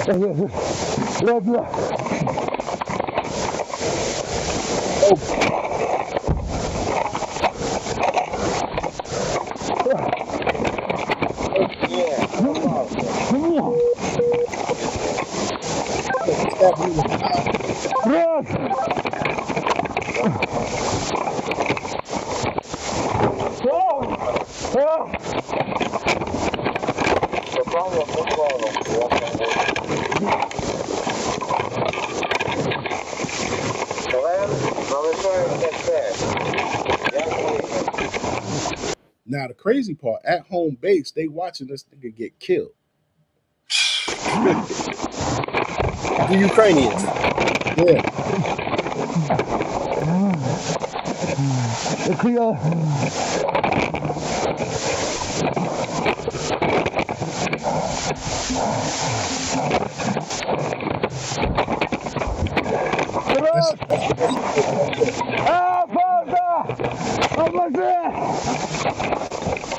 This nigga saying help, bro.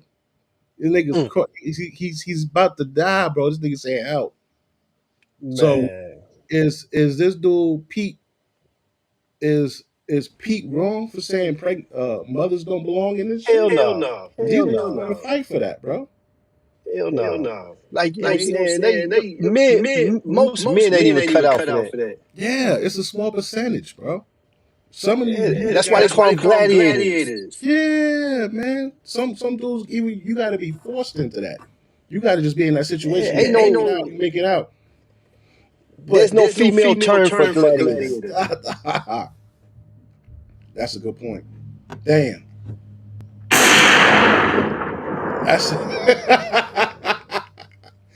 That's a good fucking point right there. I'm about to say, there's no female term for that. There's no female term for gladiator. Bro. But they say that they're powerful and they're lethal and they're making but they begging. Nah, this is different, mama. This nigga said, yeah, they strong and independent.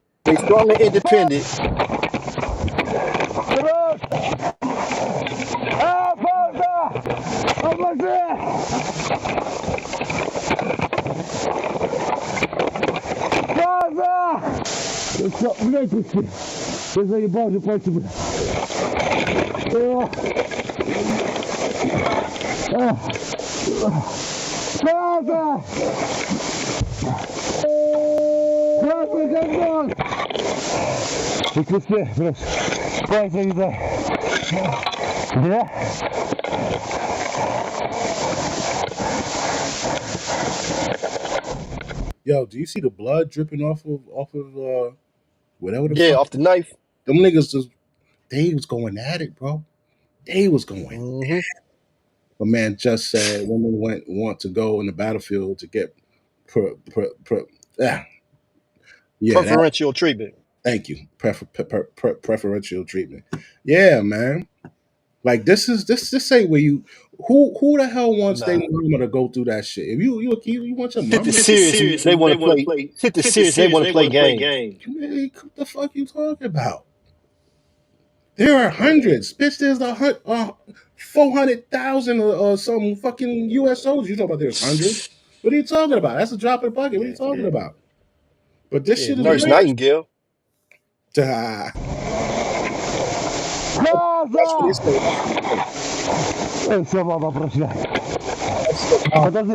Nigga said, "That's it, mom. Goodbye." You saw that? That's the yeah. You see that? That's it, Yeah. mom. Goodbye. Wait, let me die in peace. You opened me up.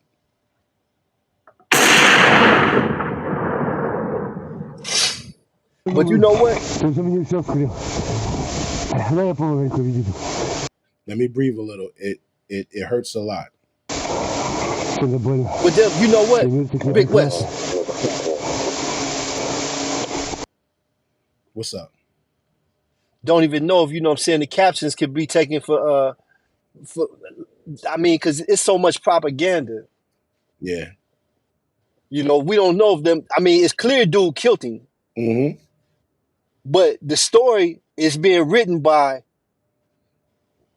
well, you know what I'm saying, what you gotta look at, you know what I'm saying, what's their agenda? True. Like, they're trying to, right now, Trump is on his way into office. So they're trying to find some way to keep this war going. So therefore, what better way than to make the Ukrainians who are losing, make them out to look like heroes? You know, like, I support Russia, you know what I'm saying? Like, fuck Ukraine. You know, if they can't carry their own, I don't feel like our tax dollars should be going And that shit to is just upholding Ukraine. That shit is in the wind. That shit is It's over with. Niggas done printed shit that ain't even exist yet. They printed that shit. It gave Yeah. Awakened black heterosexual on the block. What up? What's going on with you, bro?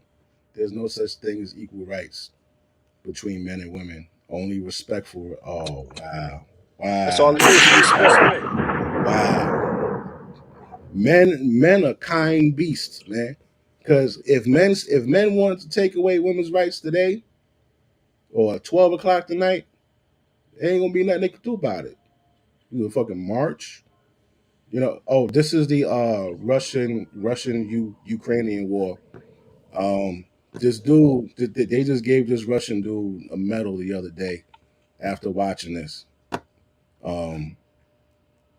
You know, we just talking about how real this shit is and how these chicks they don't want Pete Hegseth in there because of his ideologies. He don't believe women should be, you know, in fighting positions in the freaking military, which I also support because I was in the military, I was in law enforcement, and both of our fucking qualifications was different. Our fitness standards was different. I had to do more push-ups. I had to run faster in a shorter amount of time than she did. All that shit every time.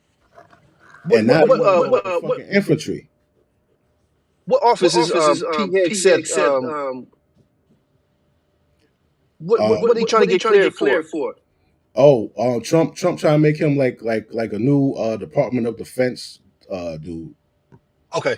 Secretary. Yeah, his job, and it was dangerous for them about Pete is he was already in the military and he knows a lot of people who are doing bad practices as far as with the local agenda, as far as letting shit slide and this and that. Like, he was already there, so he know who the crooked motherfuckers is. So Trump said, yo, whoever crooked, get them out. I'll make sure you get in there. I trust you, clean it up. So Pete like, all right, I'm gonna put together a team. Me and my niggas who got treated badly, who were good men and this and that. They got the shit under the stick over politics. I'm gonna pull a fucking round table. We're gonna get together and we're gonna clean this shit up for you. So that's why they don't want this motherfucker in there. They up here trying to. They brought up when they start bringing up your marriage, bro. I don't give a fuck what I do in my marriage. Exactly. As long as when I pull up to this 9 to 5, I'm at my fucking best.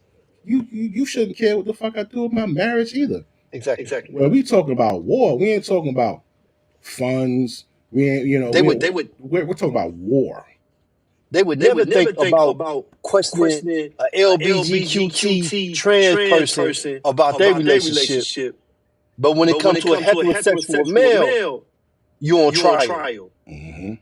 Yep. You did this with your Johnson. Mm-hmm. On this day, you did this with your Johnson. You know, what I, and that's why I probably couldn't be in politics. Because my first thing I say is, listen, we got all kinds of LGBT and trans people in here. Since when we start worrying about what people do with their penis? Mm-hmm. You don't worry about what this nigga do. He cut his shit off. He's a fucking, he get rewarded. I'm out here doing what I'm supposed to do with my fucking penis, and you trying to shame me for it. He gonna get rewarded like the Russian got an award from gutting the Ukrainian. Yep. He gonna get award from cutting his Johnson off. Yo, and one thing I do like about Trump, one thing I respect about him, you cross that nigga when he is in power, he's firing your ass. He's like, oh, yo, yeah, I remember that. You're fired. You know, you got to respect that. That's a good thing because if you running everything, you can't have somebody working for you that's trying to sabotage you. Yeah, trying to undermine you. Y'all got to go. Y'all come back. Maybe somebody will hire you back in 4 years. But right now, Trump is not the only. My only thing is, I've been watching podcasts. Trump is just not far right wing enough. We're owned by Israel right now. That's the biggest problem. Yeah. These defense contractors, these media outlets. You're right, because he says, Pete Hegseth says, they asked him, what does he think about the Hamas Israel? He said, I think we should kill every single one of Hamas. And when I heard him say that, I said, oh shit. That's Israeli. These are neocons. You know, and a lot of the right wingers, they're not rolling with Trump because he surrounded himself by neocons. And motherfuckers, yo, I'm so mad that dude Matt Gaetz dropped out. I like Matt Gaetz. Yeah, man, that motherfucker was gonna clean up that Congress, bro. He was gonna clean that shit up, and they're gonna bring up, oh well, this girl said that when she was 17, she gave you some pussy and you took it, but she didn't tell you she was 17. She told you she was 18. So why is this even a topic? Exactly. If you know that this broad told me she was 18, but she lied, why are you trying to shame me? And if there were charges were never brought. What fucking sense does that make? These are just allegations, man. Yeah, yo, he ain't even lying. The motherfuckers with the drone shit. I pulled up some shit on their drones, bro. Their drone game is crazy. Yeah, but the thing is, America is just using Ukraine as a proxy. None of this shit is Ukrainian. It's coming from NATO powers. And this is, Ukraine is the landscape that they get to use to test it.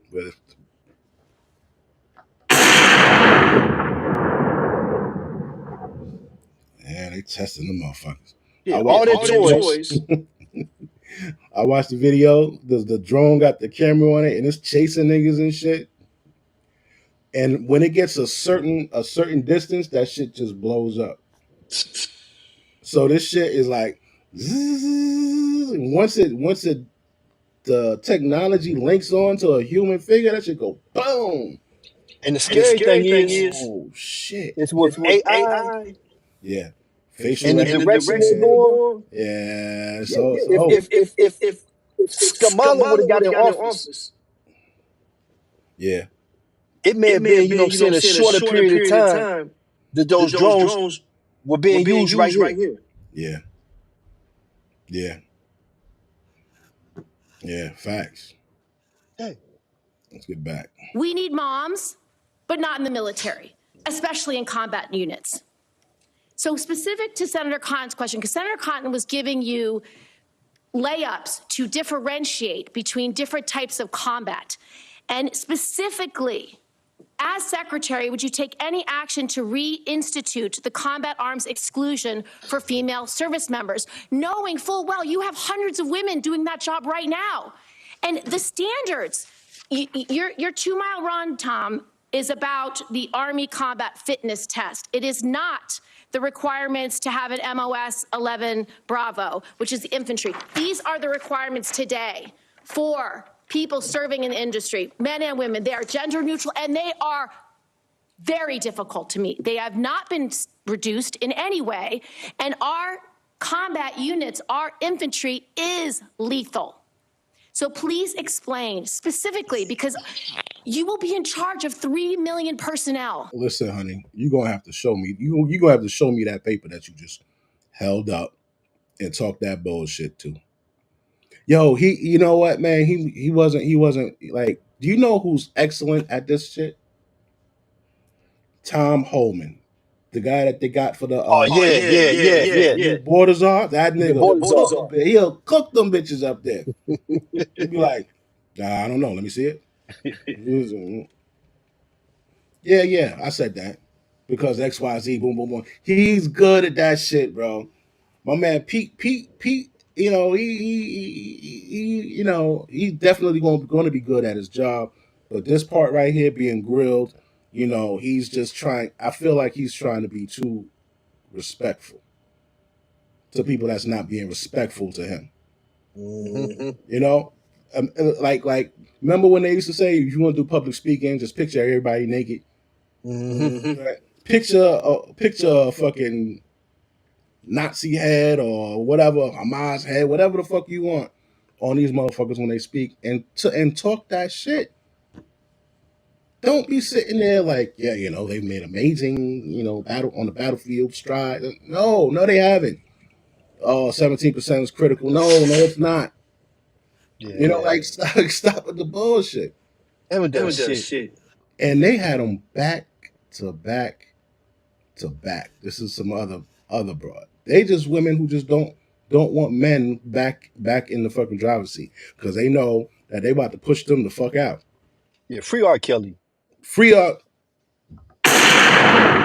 That's stupid. Damn. Use your common sense. Free, and you know what's crazy? If R. Kelly say R.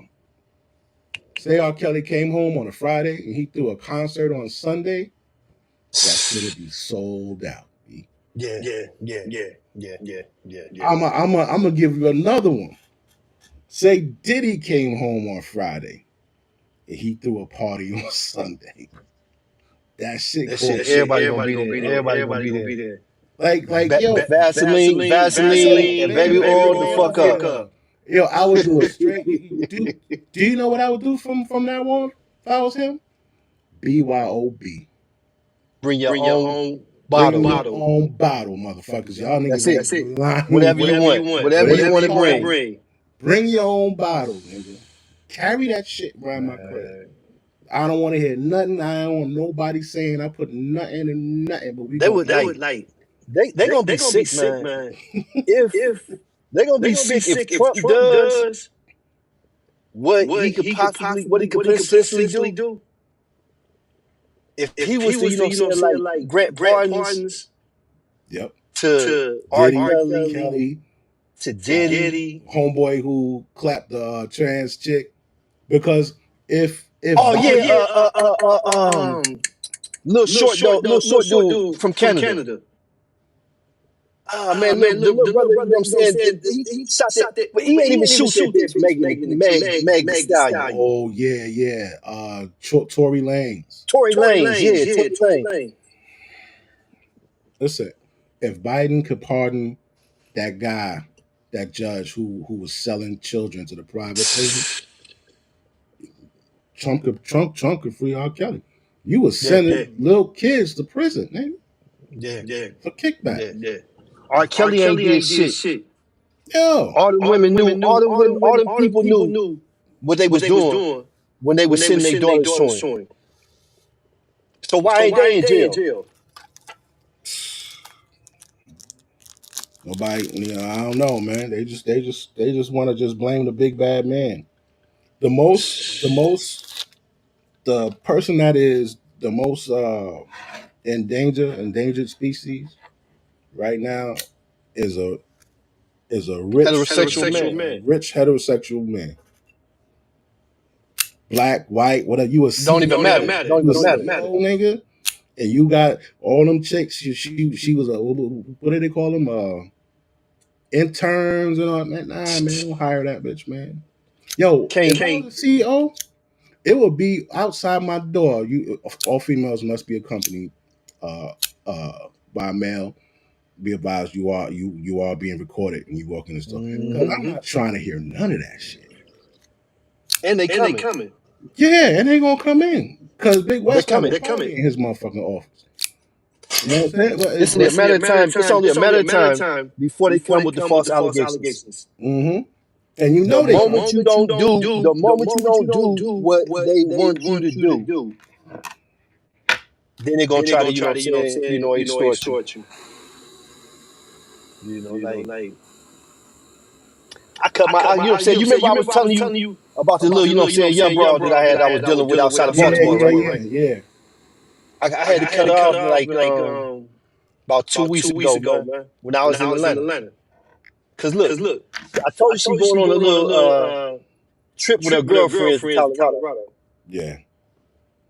Then her mother's 50th birthday party was coming. And she's like, I'm throwing my mother a surprise birthday party. So she's like, Jawad, she like, can you pay my insurance for my car? I'm like, look, let me explain something. I'm not financing your trip to Colorado with your friends. Because personally, I feel like you fucking.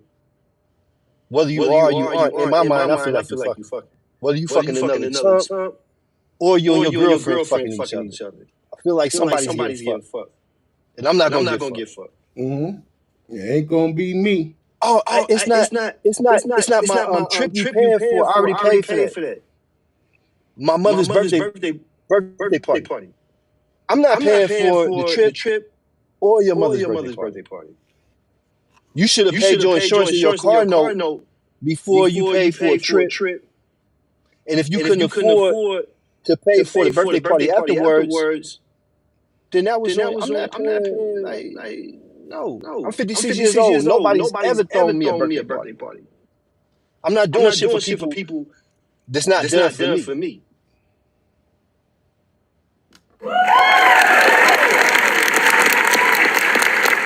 Thank you for putting down the fucking hammer on this shit. I'm not. No. We have to set the fucking presidents. Them boundaries, man. Them boundaries of not being that type of, This and I don't give a fuck if you never want to speak to me again. That's cool. Yeah. Yo, one of the coldest lines I heard my homeboy say. He was arguing with his lady. And he said, you could go if you want. I have a bitch half your age running around naked in this motherfucker.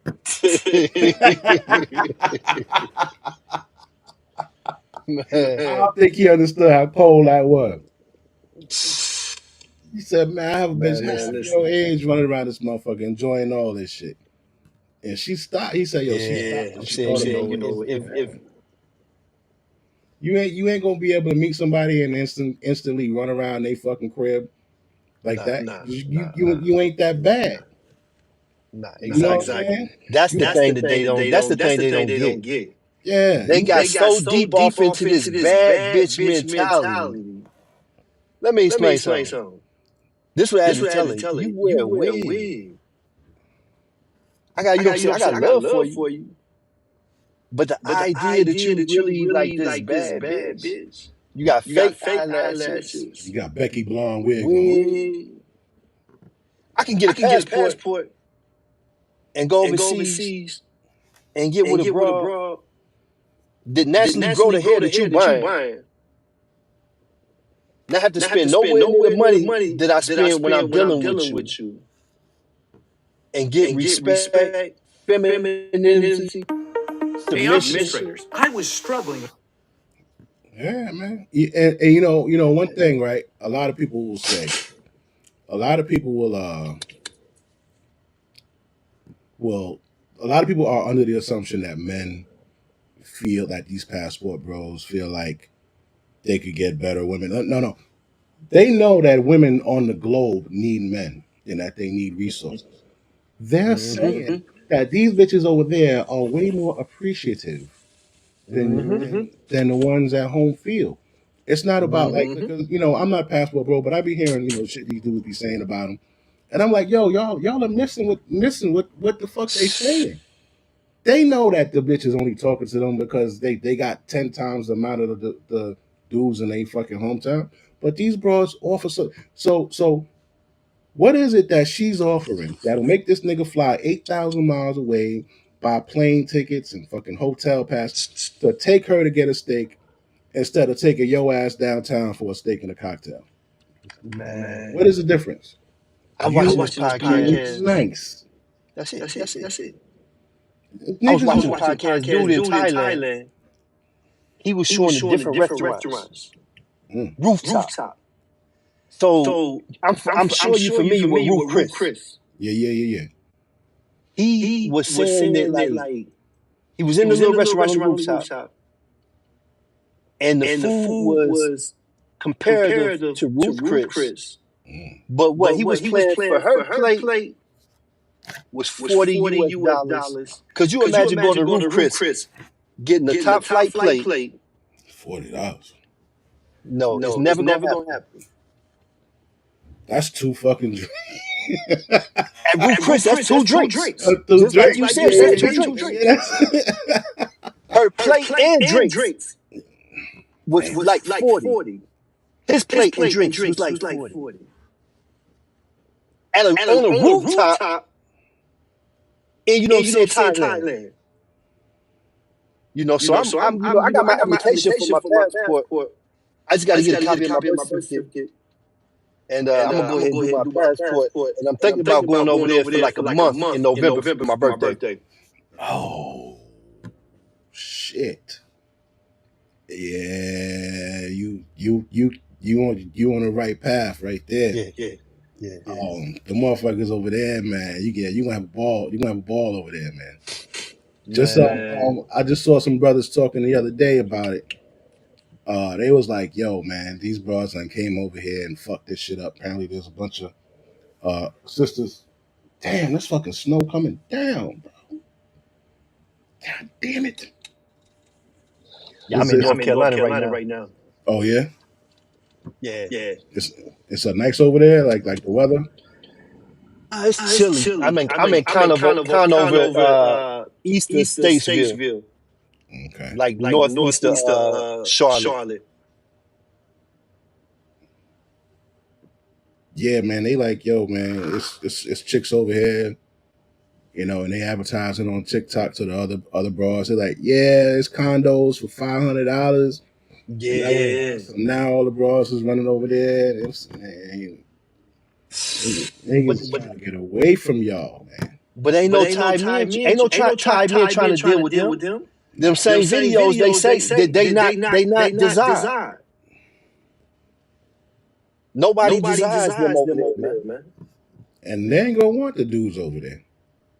No. They ain't got no money. They got more money than them when they go over there. Same thing with Dominican Republic. Yeah, they done, yeah. Colombia. But they just want to go everywhere. Yeah. The black man. Yeah. They don't want the black man. Yeah, they don't like them, but they want to go over there just to. But they won't go everywhere. That shit's crazy. But we going over there thriving. Now, desirable. Yeah.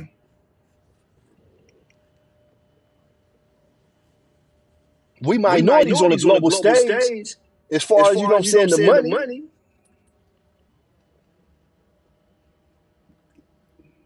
Yeah, these motherfuckers is crazy. They're talking this shit. Now, this is what they want to get rid of right here, because damn near every All of the females that been in fucking power, that have had these positions, Corrupt. they're not gonna get it no more, bro.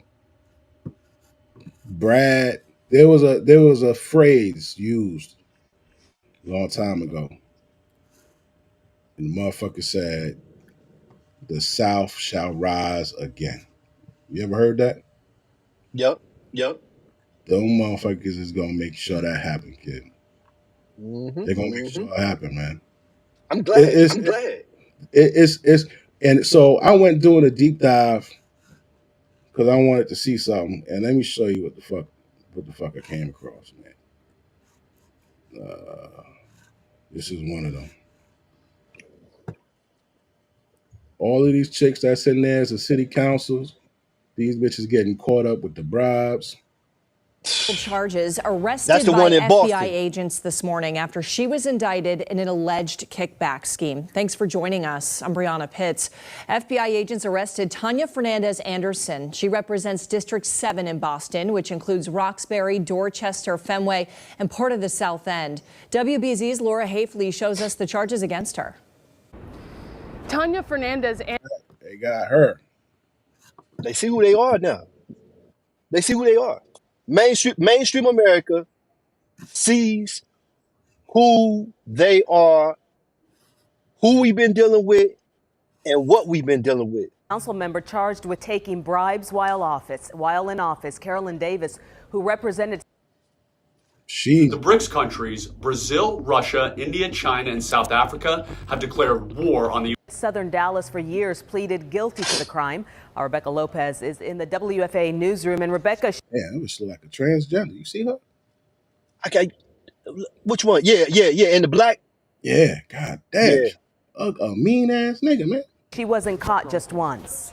Like Wasn't- penitentiary Carolyn Davis nigga. has been under investigation for several years, and sources say that includes wiretaps that included some conversations that They got the broad on wiretap. She wasn't even caught once. She was caught more than once. they were able to capture. And when she was presented with all this evidence, Davis pled guilty to bribery. Here is what we know in this case. Today, she went before a federal judge and admitted she accepted $40,000 in bribes. Authorities say in return, she lobbied and voted for the authorization of a $2.5 million development loan to fund the Royal Crest housing project. Now, do you see how stupid that is?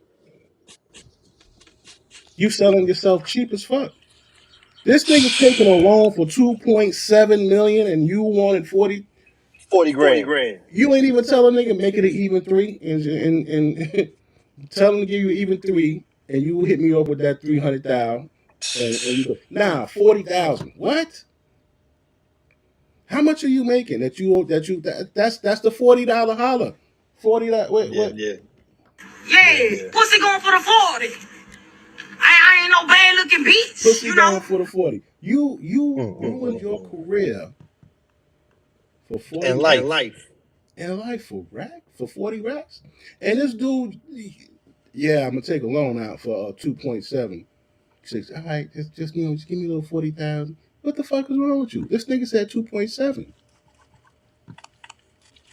He said 2.7. Started off at least a mil. You know he ain't gonna give you a mil, but still. I throw it out there so you got something to work with. You might have got it 200,000 For 40 grand?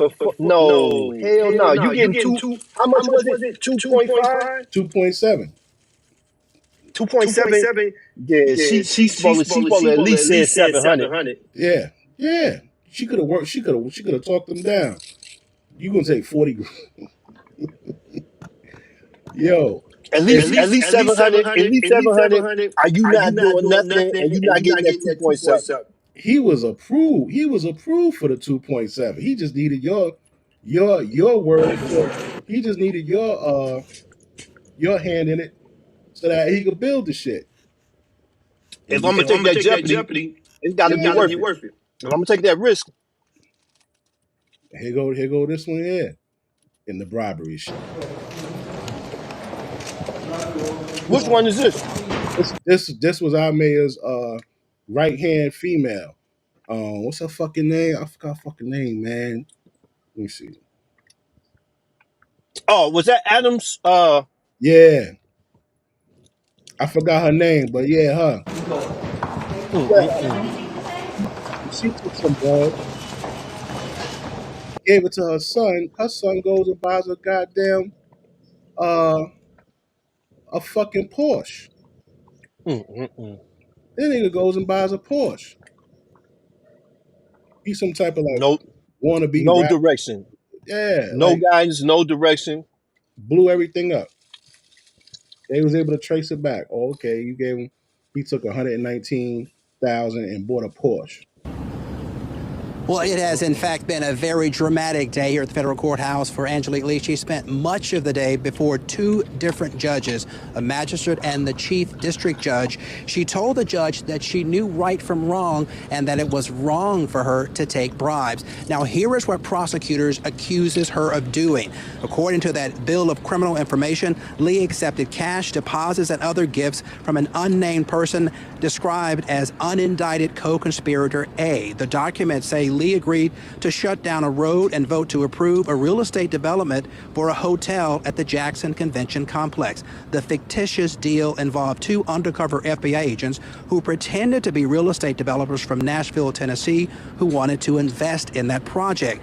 Now, Lee agreed to have the road, which was unnamed in the court documents, to be closed, and she would later cast votes at the council meeting in favor of that hotel development, again in exchange for thousands of dollars. Now, according to the document, this past February. Look at this one here. What is that? Man, 19. you know one comment. 19. You know one comment. My fault. Go ahead. $19,000. She sold her shit out, and not all at once. She got her shit in different. 10,000 to pay off her campaign debt, so she ain't even get the 10 racks. She used that to pay off the debt, so that wasn't even a net positive. Then she got $3,000 for personal use, and then the nigga let her use his credit card to go to a luxury retail store. So she probably bought a purse and some fucking sandals. And like, yo, what's like? Come on, bro. What the fuck? Lee accepted $10,000 in electronic transfer to pay off a portion of her campaign debt. And then in March, she took $3,000 for personal use. Also in March, the undercover agents described as confidential human source 1 and 2 allowed Lee to use their credit card to spend $6,000 at a luxury retail store in Jackson. Federal prosecutors say Lee funneled some of the money to a bank account owned or controlled by that. So, back to what you were saying, they're at the world is seeing women, not just black women in particular, but women as they can't handle these fucking positions. As pariah. So it's over. They ain't letting them back in there. It's like it's a done deal, man. Look at this one.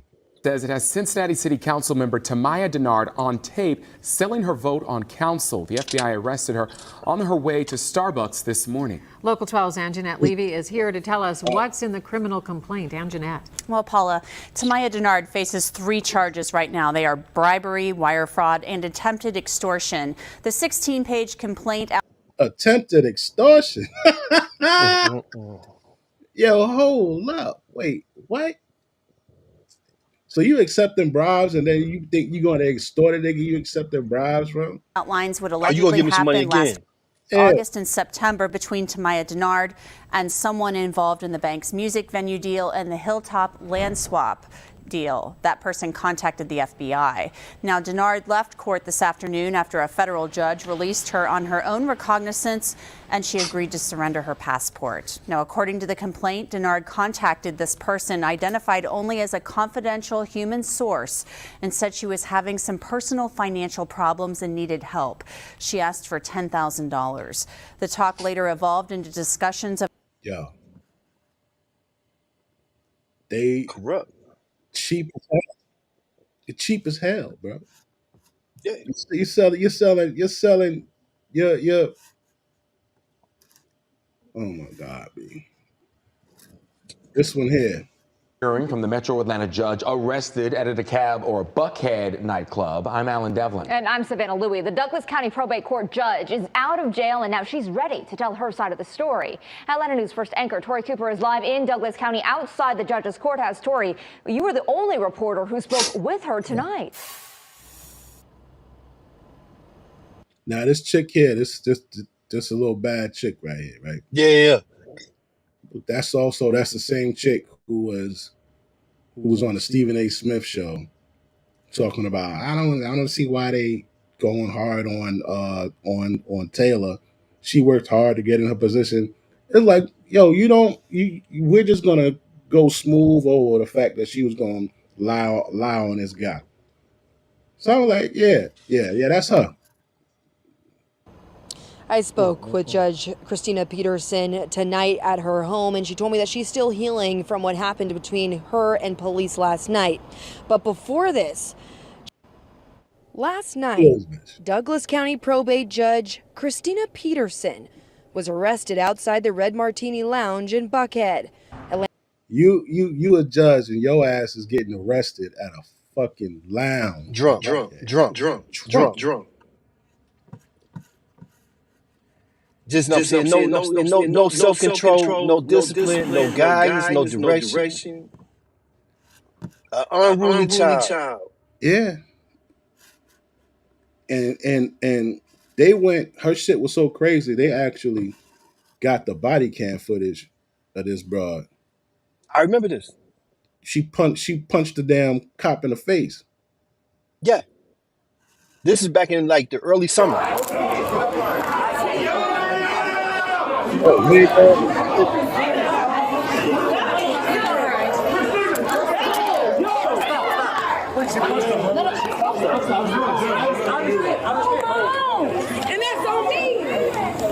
See, the thing is, remember what happened back in the day with gangster rap? Mm-hmm. It was portraying black men as violent fucking motherfuckers. That's the same shit is happening to our black women today. Mm-hmm. And you got these damn sexy reds, Suki Hana, this chick, that chick, doing all this fucking ratchet shit. Like, the world now is not seeing you like back in the 70s when they had the afros, and people looked at them as like, yo, man, she's fighting for her rights. Like, we over here hearing that they doing all this stuff to black people, and they're standing up for themselves, and this is isn't that they not looked at that no more, man, because it's engineered, Big West. Yeah. It's 30 years after set it off. Check. Yo, this shit here. This chick, this broad had money. She already had money, but she just wanted more. This chick here, she had like 4 companies. She fucking. Oh, she a glutton. Yeah, she a glutton. She was doing that PPP. Yeah. She went out, she bought a pink a pink Range. Millions in C-19 money and using that money to buy a bright pink Rolls Royce and live a lavish lifestyle. The total scheme is worth about $15 million, initially reported as $7 million, and that money got her 7 years behind bars. I love Monday.com. What's Monday.com? You don't know Monday.com? This is Monday. On those applications, she applied for 4 loans through 3 different banks, all within 5 weeks. For the first company here, she wrote that her monthly payroll was $790,000 and she had 118 employees. Statements in each loan application, and when millions hit her bank account, Shalitha went on a luxury shopping spree, buying whatever she wanted, including a 10-carat diamond ring that she spent $128,000 on. But yeah, she ran around Peachtree, Buckhead, and all around 285, spending up that money while driving this bright pink Panther Rolls Royce. Very flashy and outrageous. Sewage and water systems. She's also just been charged in this federal indictment, alleged to have stolen. They're showing yourself as crooked, showing yourself as being crooked. Man. Mm-hmm. You know, and it goes on and on and on. So I think it was Kevin Samuels that said women aren't going to be willing to relinquish their power, and they're not. That's why they're bringing up all this shit. Oh, Trump, he's a felon and he's this. All right, yeah, but what do the rules say? Mm-hmm. The rules say he was good to go. So you mad at him or you mad at the rules? Yeah, oh yeah, he hired Pete. Everybody he hired, they was he can't hire Pete Hegseth. He cheated on his wife. So what? Oh, you can't hire Matt Gaetz because he fucked the 17-year-old, even though she told him she was 18. Like, and he backed out. I'm like, man, nah, hold that shit down, bro. Don't back down. I like Matt Gaetz, but I don't know if with him backing down, maybe there was some more stuff. Yeah, there was. I firmly believe that because I feel like they couldn't control him with money. So what did they control him with? His sex, you know what I'm saying? Whatever type of deviance he got. Either deviance, and that's what Epstein, Diddy. This what Epstein was Mossad. What's that? That's what I'm saying. The Israeli version of the CIA. What? You never heard of Mossad? Nah. How you spell that shit? So Mossad.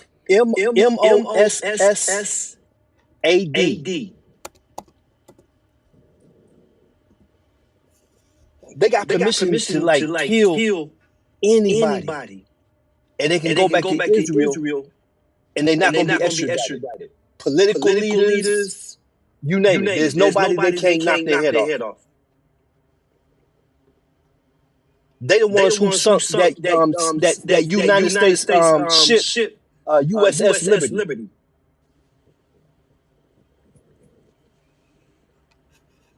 Whoa. Killed a bunch of, you know what I'm saying, naval men. Damn. They the Israeli version of the CIA.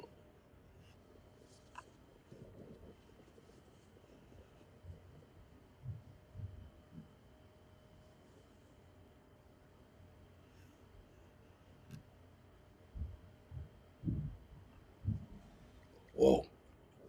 So you know what I'm saying? They using the freaky shit that these athletes, entertainers, and politicians do. Shit. To blackmail them. That's why Epstein had that island. That's, you know what I'm saying, why Diddy, you know what I'm saying, a lot of shit, you know, was being recorded, being filmed. It's for political power.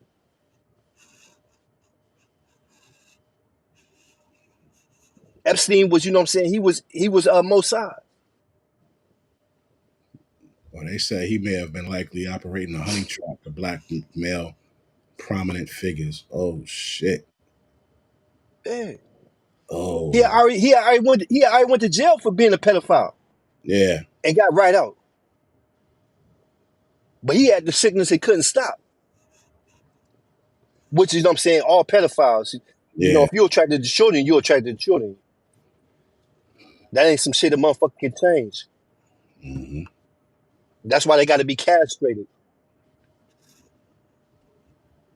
Damn. Oh, man. Wow. I did not know that. Yeah. Now, the girl that was with him, you see, you ain't heard nothing from her. They did the same thing to her. They did to Ezra Pound. Ezra Pound was a poet laureate. You know how Maya Angelou is a poet laureate? Yeah. Ezra Pound was a poet laureate of his time. One of the biggest writers of his day. But during World War II, he got the writing on the political side. And when they caught him in Italy. The United States military arrested him, and they held him in a gate exposed to all of the elements. At the end, they told him, we're going to lock you up in a mental institution and you're no longer to speak on politics. You're going to live out the rest of your life in this mental hospital. Same thing they did to that girl that was with Epstein. She know everything. She know everybody. Why don't we know? Man, we still ain't seen a trial or nothing, man. Yeah. The Oh, case. the trial already been. It's over. She already been convicted. Nah, I mean the people that was involved. They not gonna release it. They not gonna release it. Because it's them. We asking them to, you know what I'm saying, release the, you know what I'm saying, paperwork on them. That's like the California governor, new scum. Talking about we doing an investigation. You the one need to be investigated. You investigating yourself. And we believe that you're going to, you know what I'm saying, come out with anything other than we didn't find anything.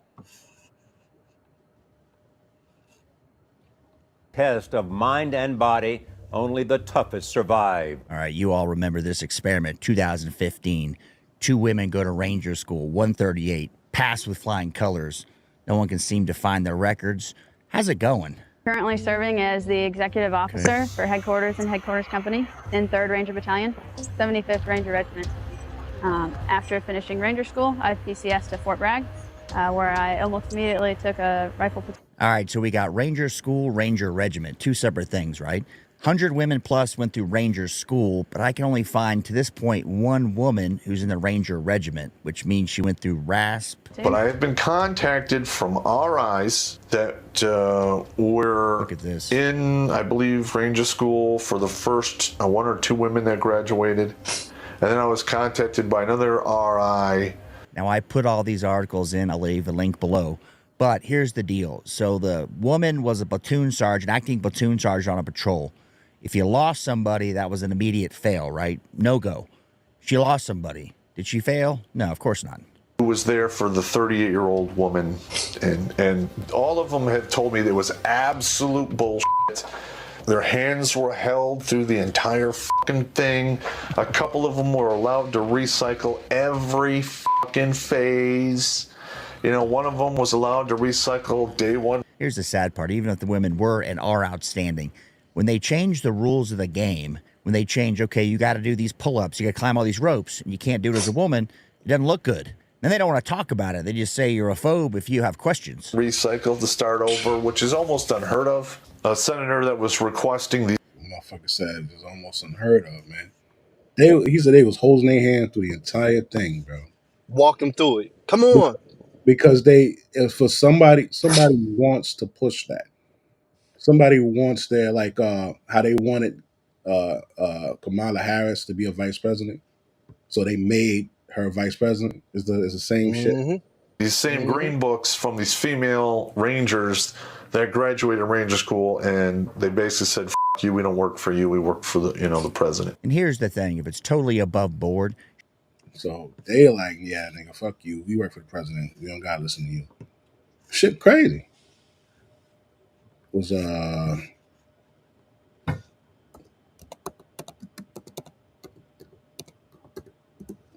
there's this one interview that he did.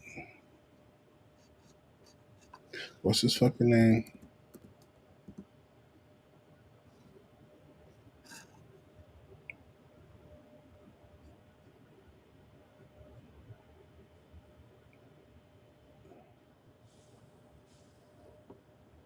This one.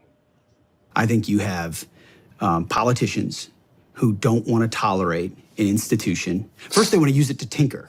And then they also don't want to tolerate an institution that's antithetical to their social experiments. Because the military, I mean, the book lays this out. Of course, like the integration of the military racially was a huge success.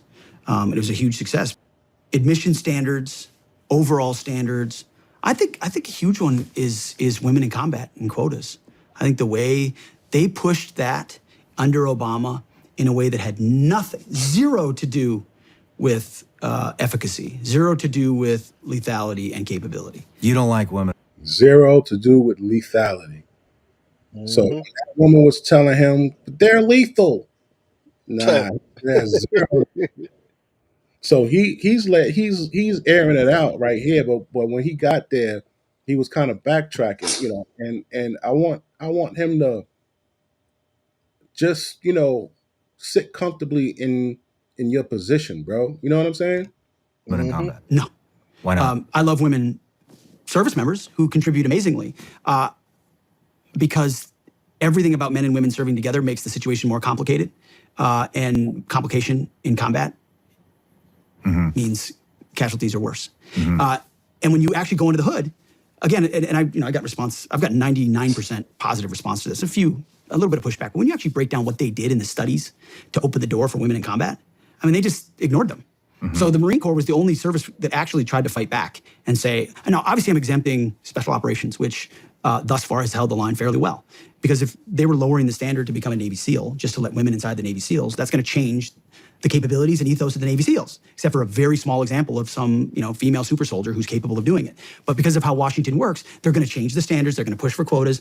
We have numerous quotes in the book of, no, these standards aren't. See, that's exactly what we were talking about. How the same way they wanted a black female vice president, they changed quotas to make it fit. Changing, they're just evolving. Okay, they're just evolving to meet the needs of today. They're not getting tougher. They're not getting tougher. No, so they're getting lower Take someone like Milley. I mean, he was calling down to individual units to make sure they had female company commanders after they graduated from Ranger School. Like, what's the chairman of the Joint Chiefs doing pushing company command slots for? It's all an agenda. It's all to say, oh, we have this first, or we have this, that. So that's proliferated everywhere. The reason women started getting in combat is because of forward support companies, and they were, we were integrating a lot of the rear echelon activities into BCTs, brigade combat teams, that were now deploying forward as an entity. And so you had women truck drivers or fuel or mechanics on these convoys in Iraq and Afghanistan, and then they'd be ambushed or hit by IEDs, and suddenly now you have women in combat. That's maybe a modern reality in a 360 battlefield. That's different than intentionally saying, we're going to put women into combat roles so they will do the combat jobs of men. Knowing that we've changed the standards in putting them there, which means you've changed the capability of that unit. And if you say you haven't, you're a liar. Because everybody knows between bone density and lung capacity and muscle strength, men and women are just different. And so if you want to, I'm okay with the idea that you maintain the standards where they are for everybody. And if there's some, hard-charging female that meets that standard, great, cool, join the infantry battalion. But that is not what's happened. What has happened is the standards have lowered. Because the general comes by and asks a question. You know what questions are when generals ask questions. They're just a command. Lieutenant or captain or major, why aren't there more women in your unit? That means get some more women in your unit now. And that moves all the way through the training pipeline. And so I'm surprised there hasn't been more blowback on that already in the book, because I'm straight up just saying we should not have women in combat roles. It hasn't made us more effective, hasn't made us more lethal, has made fighting more complicated. Most of them actually are, a lot of them are pushed, I shouldn't say most, but many are pushed into a combat track because they're so highly capable. But if they had their first choice, it probably wouldn't be that. An 11 series job, armor or infantry. So, I mean, the Marine Corps did the study, and integrated units, meaning male, female, did drastically worse than all-male units. And Ray Mabus, who was the Secretary of the Navy in 2015, said, oh, fuck. Drastically worse than the males in the units. That's crazy. I mean, the Marine Corps did the study, and integrated units, meaning male, female, did drastically worse than all-male units. And Ray Mabus, who was the Secretary of the Navy in 2015, said, oh, fuck your study. We're doing it. Because that's what the Obama administration wanted. And everything else changed. So I'm not saying that was the only point, but and I don't know if that'll ever change. I mean, imagine the demagoguery that would come on in Washington, D.C. if you're actually making the case for, we should scale back women. So this sound, huh? I can't hear you. Oh, no? You couldn't hear it? Nah, the sound messed up. Oh shit. Sound like you know what I'm saying, like I'm on laughing gas. Sound like one of the little rascals. Oh, okay. Hold on. Let me see. Tell me how it sounds now. The chipmunks, not the little rascals. Sound like the chipmunks. Yeah, I what you call it, sped it up. Sped up. I had sped up the speed. I'm gonna put it back on normal. All right, let me see. Can't hear nothing now. Oh, hold on. Can you hear me?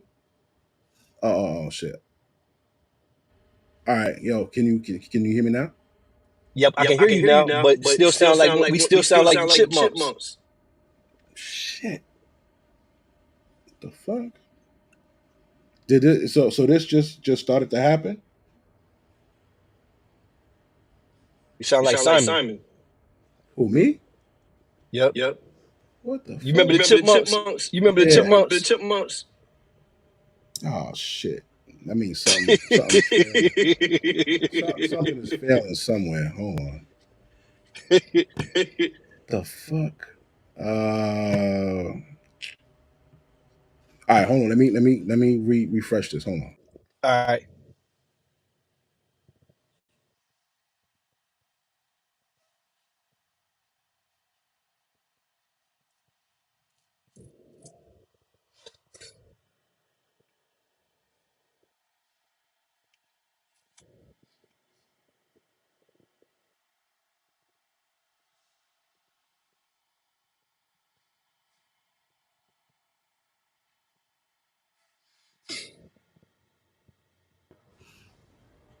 Yo. Sounds like yeah, we back. We back? All right, cool. Yeah. All right, cool. All right. Let me see. Oh shit, hold on, bring it up. That video, you might want to start that video back at the beginning. Oh, you ain't hear none of that shit? Nah, I ain't hear none of that. All right, hold on. I got you right now. Well, I got to hear when he was talking about them lowering this. Yeah, I got up to where he got to talking about them lowering the standards of the testing. Brigade combat teams that were now deploying forward as an entity, and so you had women truck drivers or fuel or mechanics on these convoys in Iraq and Afghanistan, and then they'd be ambushed or hit by IEDs, and suddenly now you have women in combat. That's maybe a modern reality in a 360 battlefield. That's different than intentionally saying, we're gonna put women into combat roles so they will do the combat jobs of men, knowing that we've changed the standards in putting them there, which means you've changed the capability of that unit. And if you say you haven't, you're a liar. Because everybody knows between bone density and lung capacity and muscle strength, men and women are just different. And so if you want to, I'm okay with the idea that you maintain the standards where they are for everybody. Mm-hmm. And if there's some, hard charging female that meets that standard, great, cool, join the infantry battalion. But that is not what's happened. Yeah. What has happened is the standards have lowered because the general comes by and asks a question. You know what questions are when generals ask questions. They're just a command.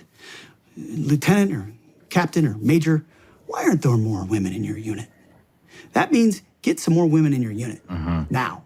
And that moves all the way through the training pipeline. And so I'm surprised there hasn't been more blowback on that already in the book, because I'm straight up just saying we should not have women in combat roles. It hasn't made us more effective, hasn't made us more lethal, has made fighting more complicated. Most of them actually are, a lot of them are pushed, I shouldn't say most, but many are pushed into a combat track because they're so highly capable. But if they had their first choice, it probably wouldn't be that. An 11 series job, armor or infantry. So, the Marine Corps did the study, and integrated units, meaning male, female, did drastically worse than all-male units.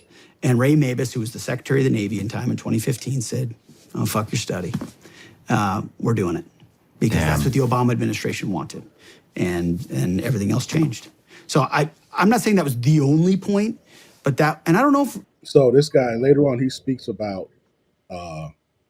some of his boys and they could basically shine a spotlight on those generals and those commanders who did shit like that and get them out of there. Mm-hmm. So that's what they're fucking scared. That'll ever change. Imagine the demagoguery that would come on in Washington, D.C. if you're actually making the case for, we should scale back women in combat. And as the disclaimer for everybody out there, and I'm not really in the disclaimer business, like we've all served with women and they're great. Mm-hmm. It just, our institutions don't have to incentivize that in places where not traditionally, over human history, concept inside a lot of these military units, and I don't know exactly what level if it's at the battalion or the brigade level, but you've inserted that decision-making, kind of an HR process, which undermines the commander also, because the DEI advisor, can do no wrong. And so the assessments of the unit's diversity and capabilities, it's just, and then transgenders. I mean, the idea that, do you remember, I don't know if you go through, Attention retirees, if you're willing to be at your computer from 9 a.m. to 10:45 a.m. your MOB station to deploy.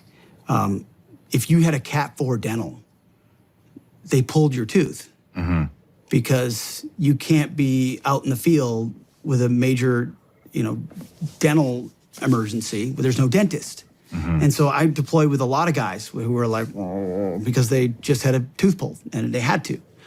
Yet we're now allowing people who used to be men or women join, and then after that we pay for medical or physical transitions to another gender, which by definition makes them non-deployable and non-trainable because they're, and the same thing with asthma medication or inhalers. Like when you're in basic training, you can't have an inhaler when you're doing your exercises because you can't count on having an inhaler in a combat situation. Now that right there, right? They're not deployable. So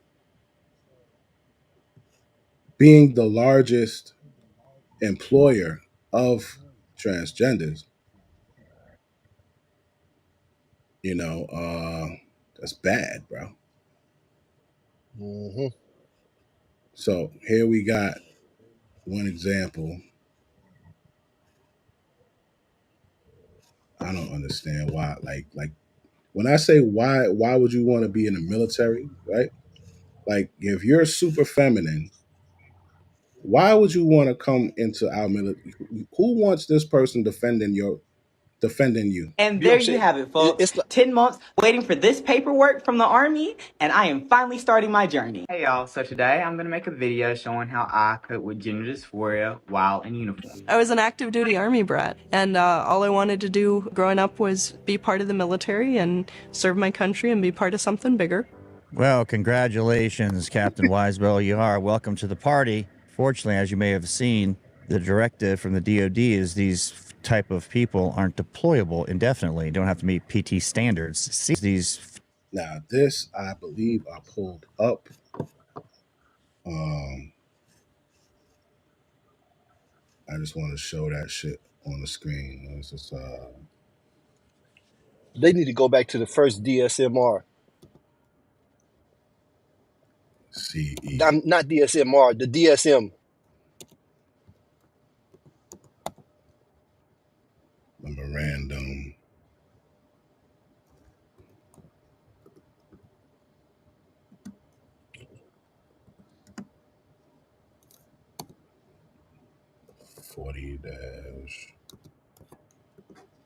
-517. All right. See if we can pull this up.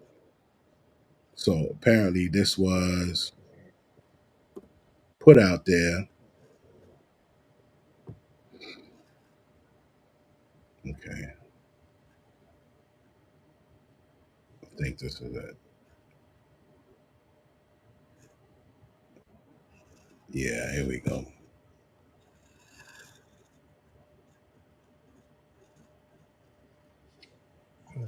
All right, so oh shit, where's my screen at?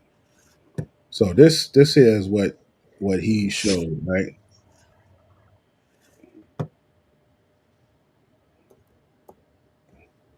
All right, manpower.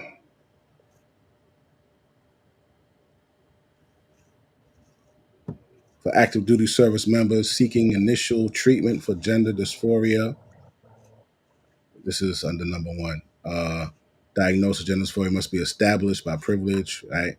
So I think this is telling them what they have to do, and it says it has to be any service member whom Defense Enrollment Eligibility Reporting System has recorded a gender change, or who is in process of obtaining such a change, must have ongoing plan to address needed medical care, including follow-up of hormonal treatment and any appropriate health screening.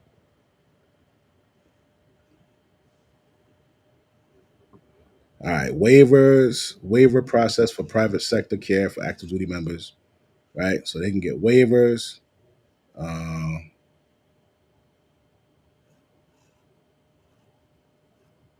Yeah, this shit is just crazy.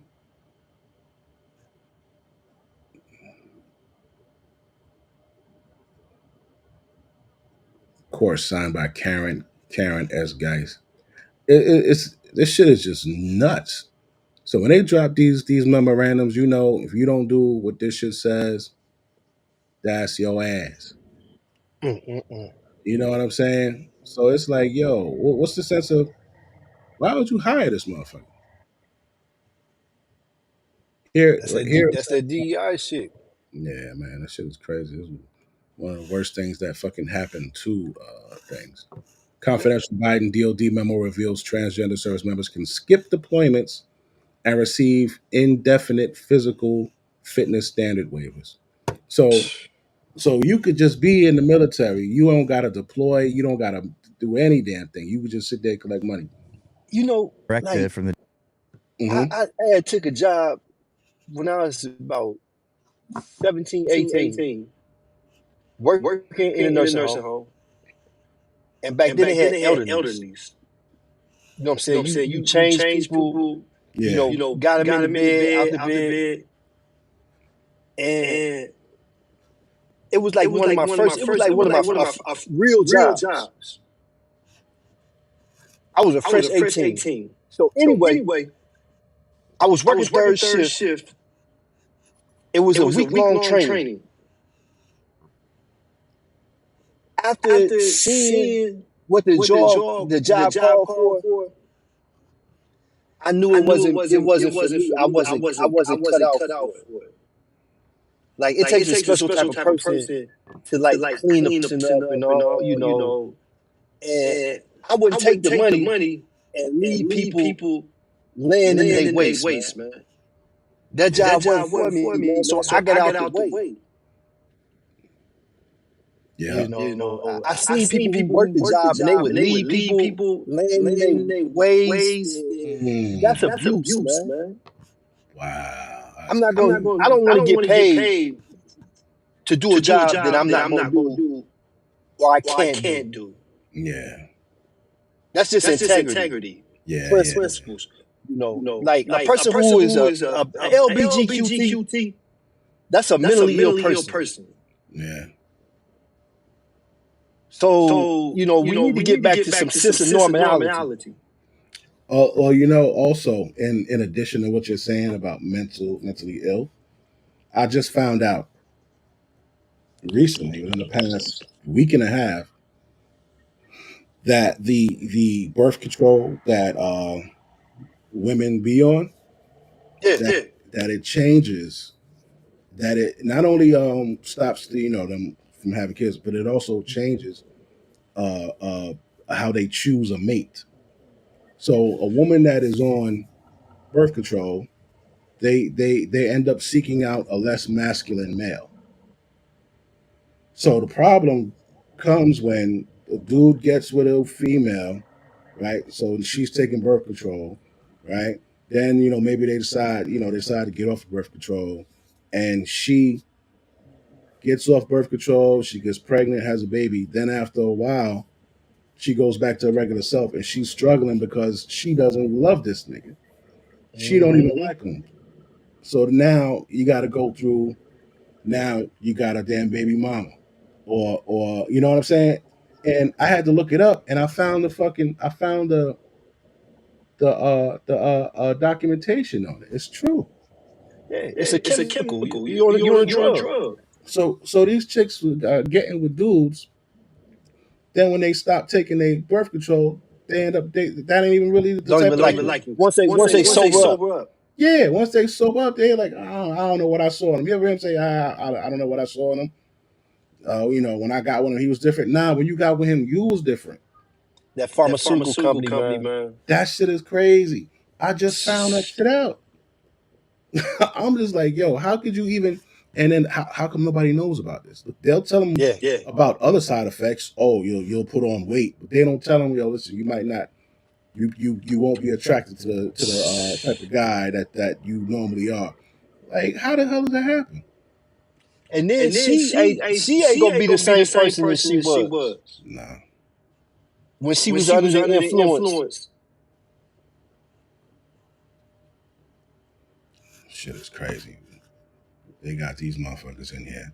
So hopefully they'll stop this. And we can just get back to a more masculine environment. While in uniform. Man. So I saw this private. Maybe they took It's their an name attack. tapes off because they're smart. But I didn't know what the person was. I go, I don't know. Is it a man or a female? Whatever, right? Gender dysphoria in uniform. Is that a thing? I guess it is, right? If you don't know, when you're an active duty soldier who is transitioning genders, you have to go by standards that align with your gender and CAC and DEERS until that is changed. This means... How do you know when it's changed? Let's say you don't get the bottom surgery. When has it changed exactly? Who sets that standard? Again, the link's below to the DoD memo that says people of this nature have a permanent exemption from PT standards, permanent non-deployability. Of course, they'll be in the pool for promotions, right? Because my gender is a male in CAC and DEERS, I cannot present as a female in uniform. I have a few ways that I find help me cope with my gender dysphoria while on duty, and I'd like... Okay, so even though he's transitioning, and he's not fully done yet, he has to present himself as a male. Right. And the dysphoria comes, so he's saying that's hurting him. So he's trying to give a way of how to cope, how to still feel like you're feminine, even though you a dude. to share them. I'm gonna be honest, they're not a lot, but they do help me. The first thing I do is wear clear nail polish. According to regulation, men are allowed to wear clear nail polish while on duty. When I'm in uniform... That's a regulation needs to disappear immediately. And clear nail polish. I just have no words. This makes me feel a bit more feminine because my hands feel pretty when my nails are painted. The second thing I do is wear feminine scents. There is no regulation for what scents you can and can't wear. Pretty self-explanatory. There shouldn't have to be one. That I walk up to you, I'm like, hey Joe, how you doing? How was your weekend? Like, why do you smell like women's perfume? Did you get some? He goes, no, that's my perfume, bro. How do you like it? This one, smell feminine, feel feminine. I also like to put on lip balm because, well, it's not a gloss or anything. Unchapped lips are pretty. The last thing I like to do is put a smile on my face because there is nothing more beautiful than confidence. All right, so this soldier has got a good attitude, right? And it's not this soldier. I don't know how this process of bringing people in like this, who say, identify as a female and I'm a male in the U.S. Army, how it's going to be productive for us. Long-term care costs. The problems we already have, clearly, that are upstairs. And then, again, they're not the... Yeah, them going to be some fucked up individuals. You know, motherfuckers got PTSD. I got PTSD. Imagine one of these motherfuckers on PTSD. Later on, when they ain't taking them shits, or they mess up and they ain't, you know, like it's... You know, a lot of these serial shooters, they have been a part of that community.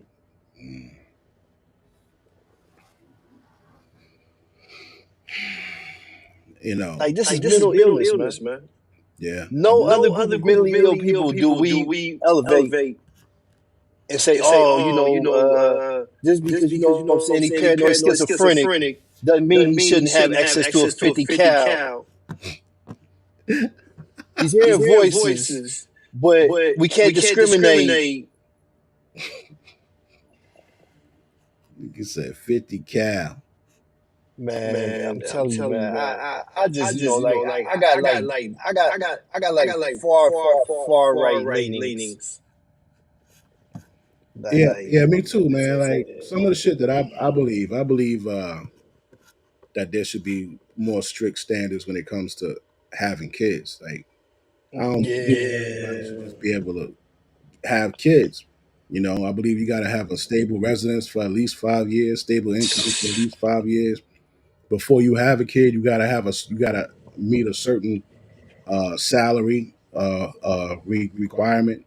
The more children you have, the more your salary got to go up, because you know we expect you to take care of yours. You know what I'm saying? Not society. Not society. You know, if you have history of mental health issues, that should block you, because what happens is you have these people, you don't treat them right, raise them right, they already come out with problems, and now society got to deal with them trying to push niggas on a fucking train and shit like that. Or you know what I'm saying? You know, and two men shouldn't be talking about their husband And raising adopting. kids. Yeah, nah. If you can't, now it's one thing if you got some reproductive problems and it's a man and a woman, they should be allowed to adopt. But two men or two women, no. Yeah, this is exactly what happened in that case you was talking about. I had pulled it up. These two was adopting. Yeah, them two little black boys.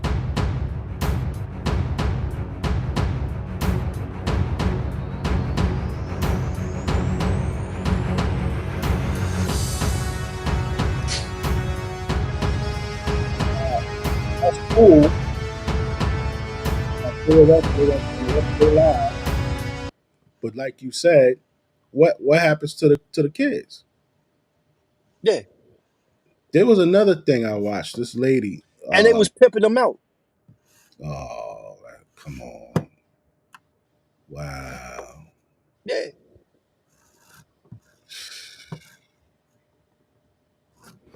Telling you, man, they need to be. Jail is not. Like jail is not the answer for some people. Always the answer, yeah. Some motherfuckers you should get. Some people got to get up out of here. Yeah. Like quick, not where you sitting around being taken care of for 25, 30 years. Like as soon as we got enough evidence and it's established. And like that Russian soldier did to that Ukrainian. Yeah, that shit was out. Get him up out of here, man. Get him up out of here, man. Oh, I don't even mean to laugh at that shit, but that was the real. That was the realest shit I was allowed to show on here, man. That motherfucker. Yeah. He did him dirty, bro. They was. But Ukrainian soldier, he did it to himself. But they being forced to go out there. I don't think he was forced. That motherfucker was talking hella shit when they started fighting. Well, he got what he had coming. Yeah, he was talking hella shit. Yeah, he got what he had coming. We're tired of you and get out of our country. And that motherfucker just. But then again, they so under that propaganda. The only reason that war going on is because the defense contractors in the United States are making hella money off the U.S. taxpayers. Who are being forced to pay for a foreign war. You know what? There's a scene, there's a part, I want to see if I could find it, where he was talking about the people he was going to put together to get these motherfuckers out of there. And then let's say a Democrat gets in right after that. Do you think we're just going to bat this issue back and forth? Or Probably. Do you think it needs to fall hard so that everybody learns the lesson? If you do this, this is what happens. We've seen it. Mm-hmm. Recruiting's gone, retention's gone. Like, this is what happens. I think what falling hard looks like, and I wish this in no way, and I hope it never happens, falling hard will be when the American people have this gigantic assumption about the capability of our military, and when we have a moment where it's laid bare before us, that it's become a hollow structure of itself. That name your historical example, but somewhere around the globe where we are expected to overperform, where our military tragically underperforms, and there's a collective sense that our collective defense is not what it was, and people start looking around and asking why, and then you start to get. That's what happened with the LA fires. Mm-hmm. The DEI and all of that shit. We paying this. How you pay a motherfucker $7? I still can't get over this $750. More money than the president. More money than how much he get paid? Like $350,000. Bro. You start to address training for shortfalls and standard shortfalls and all the other by how we're not as capable as people thought. Now, I'm not talking about that, Iran has that, China has that. And so I think if I was them, what I would do is I would put in the scenario I would war game it and see what the probability is that we're going to come out on top, be attack or a threat of being under attack. I don't see the people that are into the wokeness joining the military. That's why that's why the retentions or the recruiting's so bad, because it's not working. Like, what is the percentage of people that are actual trans people? Oh, it's very, very small. It's like something percent, correct? Correct. So I don't see them joining. I don't think we're going to see a bunch of Latin Americans joining. I mean, they could have joined. They don't believe in what we're doing either. They want to come here for opportunity, right? But they don't believe in what we're doing. I mean, they could join the cartel's army. They could join the Sinaloa cartel's army. That's a straight military, and probably get paid just as much as they are here. It's not like you're going to make a lot of money as a E1 in the army. No, you don't. No, I mean, a staggeringly low amount of money, to your point. And so how would they replenish? They would have to rid themselves of the shit that's keeping people out. Correct. And that's why I think it's our only way out is, and that's why I do think we're at an existential moment. I'm not trying to be hyperbolic here when it comes to the DOD. I think we're at a shit or get off the pot moment. Yeah. We are at a tipping point for total institutional corruption. And Trump has a chance to reverse that when he wins. Because what the military did, I didn't finish the thought on that, is they committed a Bud Light. Like in search of a non-traditional constituency, they offended their core constituency. So there aren't enough lesbians in San Francisco to man the 82nd Airborne. Mm-hmm. And in trying to cater to that, they lost the boys from Tennessee and Kentucky and Oklahoma. The traditional dudes who did it because they loved their country, or they wanted the adventure, or they, wanted to try tough things, or they need an up and out of their community, whatever it is. They're like, if I wanted to do the woke crap, I could go to the local community college or local college. I don't need it here. Mm-hmm. I think that could change quicker than we think. And I'm not saying people will rush to recruiting stations, but if you bring in a commander-in-chief that the rank and file Americans respect, and then you speak to their patriotism and their love of country, and then you say, we've removed this person, this person, this person. We're putting serious people in that have the best interest of the institution and of your son or daughter who's a warfighter in mind. And then we're going to create commercials that make you actually feel like you're going to be a part of something real, fund it properly, do it properly. I don't know. I think you get rid of these recruiting shortfalls really fast, because it's a family business right now, and families are opting out. Does it? Wow. You said the military is like a family business and the family is opting out. They don't want to be part of that shit. Let's say Trump does get into office for another 4 years. And then let's say a Democrat gets in right after that. Do you think we're just going to bat the... And because the thing with Trump is, if his wife, Julie Goldstein, was on our show a number of times. She's just really articulate, really passionate. Once he sees a story and gets how it connects to something bigger, connects to the bigger idea that we're fucking over our warfighters here. Mm-hmm. Why are we doing that? Why did we do that? Why wouldn't we back these guys up, even if they weren't perfect? And he'd call me, be like, they did some tough things. These are rough guys. But he respects people that were willing to do it on that was pretty good, right?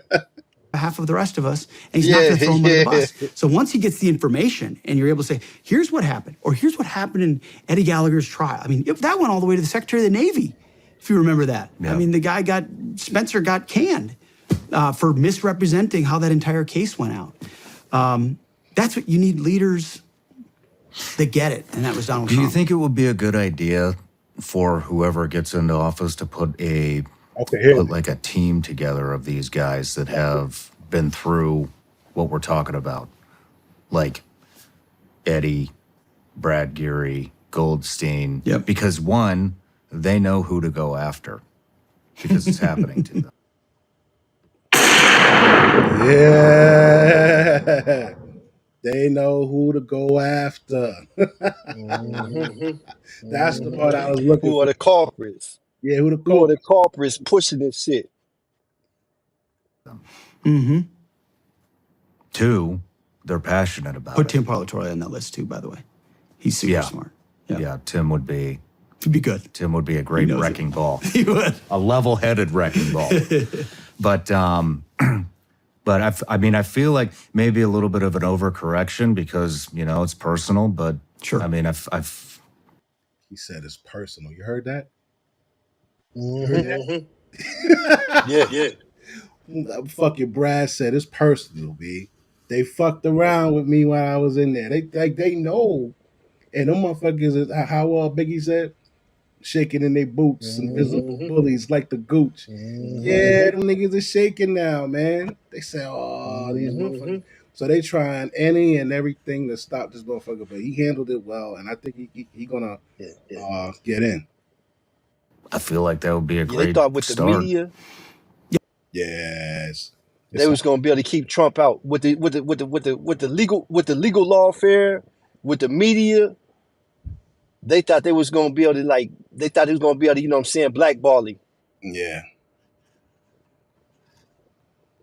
Yeah, you have to start with people who can say, okay, I know who the political animals were in those places. Yeah. Because that's the challenge of a new administration. Is everyone's going to jump up and down and say, I was this, or I was never really for that, or I was... Because they want to preserve their careers, and you're going to have somebody that's able to call balls and strikes. I mean, oh, shit! He said, yeah, them niggas will be like, oh, no, I wasn't with that, or no, oh, yeah, I was there. He said, nah, we're going to need somebody there who was able to call balls and strikes. He said, nah, nigga, you wasn't that. The directives came from you.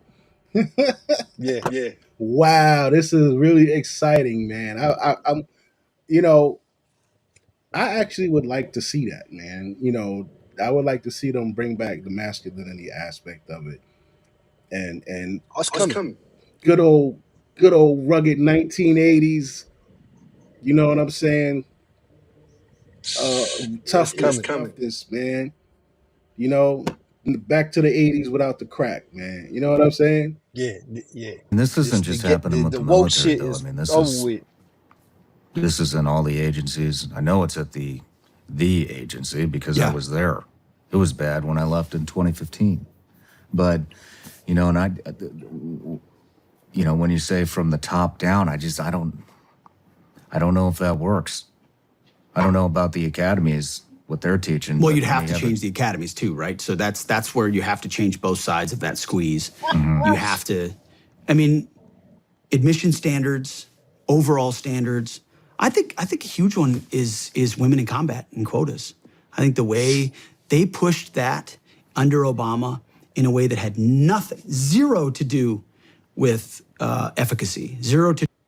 And crazy part is he's talking about women in combat. He's not talking about women solely in the military.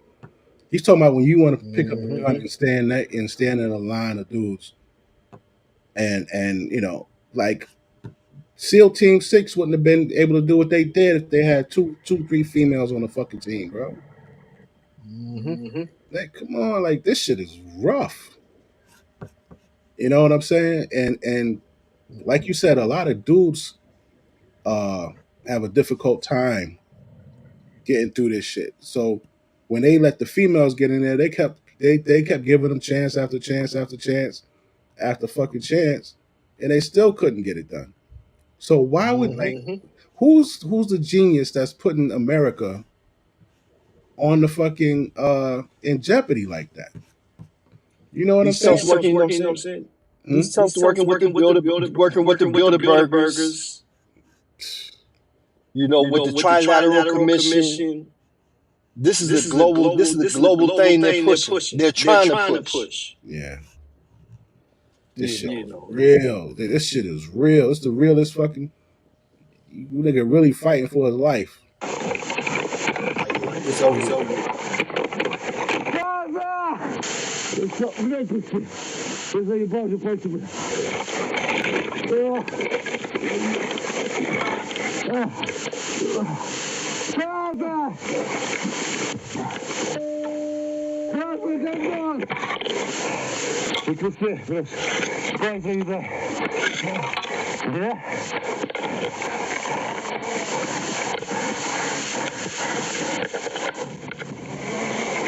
Oh shit, yeah, my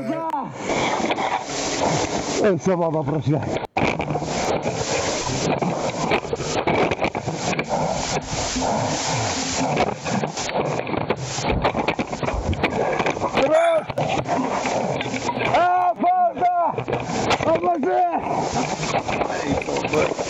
I don't know who we calling, but they ain't coming.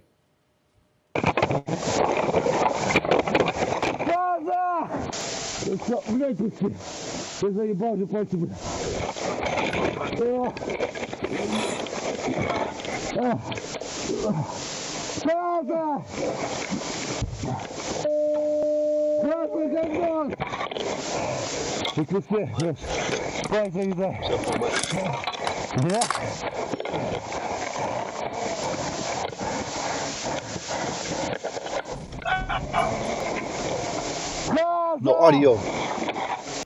No audio. It's no audio? God damn. Hell. No audio. All right. Can you hear me? No? No audio. Oh shit. All right, hold on. Hold on. I'm gonna refresh it. Hold on.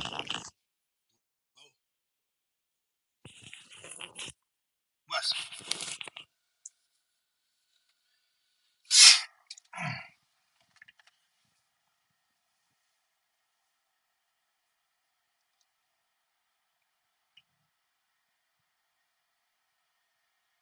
Hello?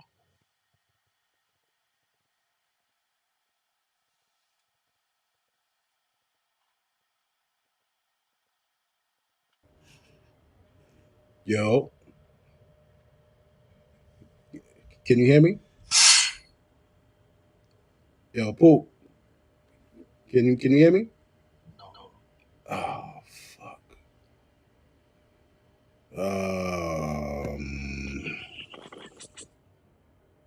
Damn. Oh shit. Oh man, I don't know what the fuck to do, bro. Let me see. Hold on. Mic check, mic check. You hear me? No? Fuck. Alright. I don't know. Yo, I'm gonna have to kill the stream. Alright. I'm gonna have to kill the stream. Damn.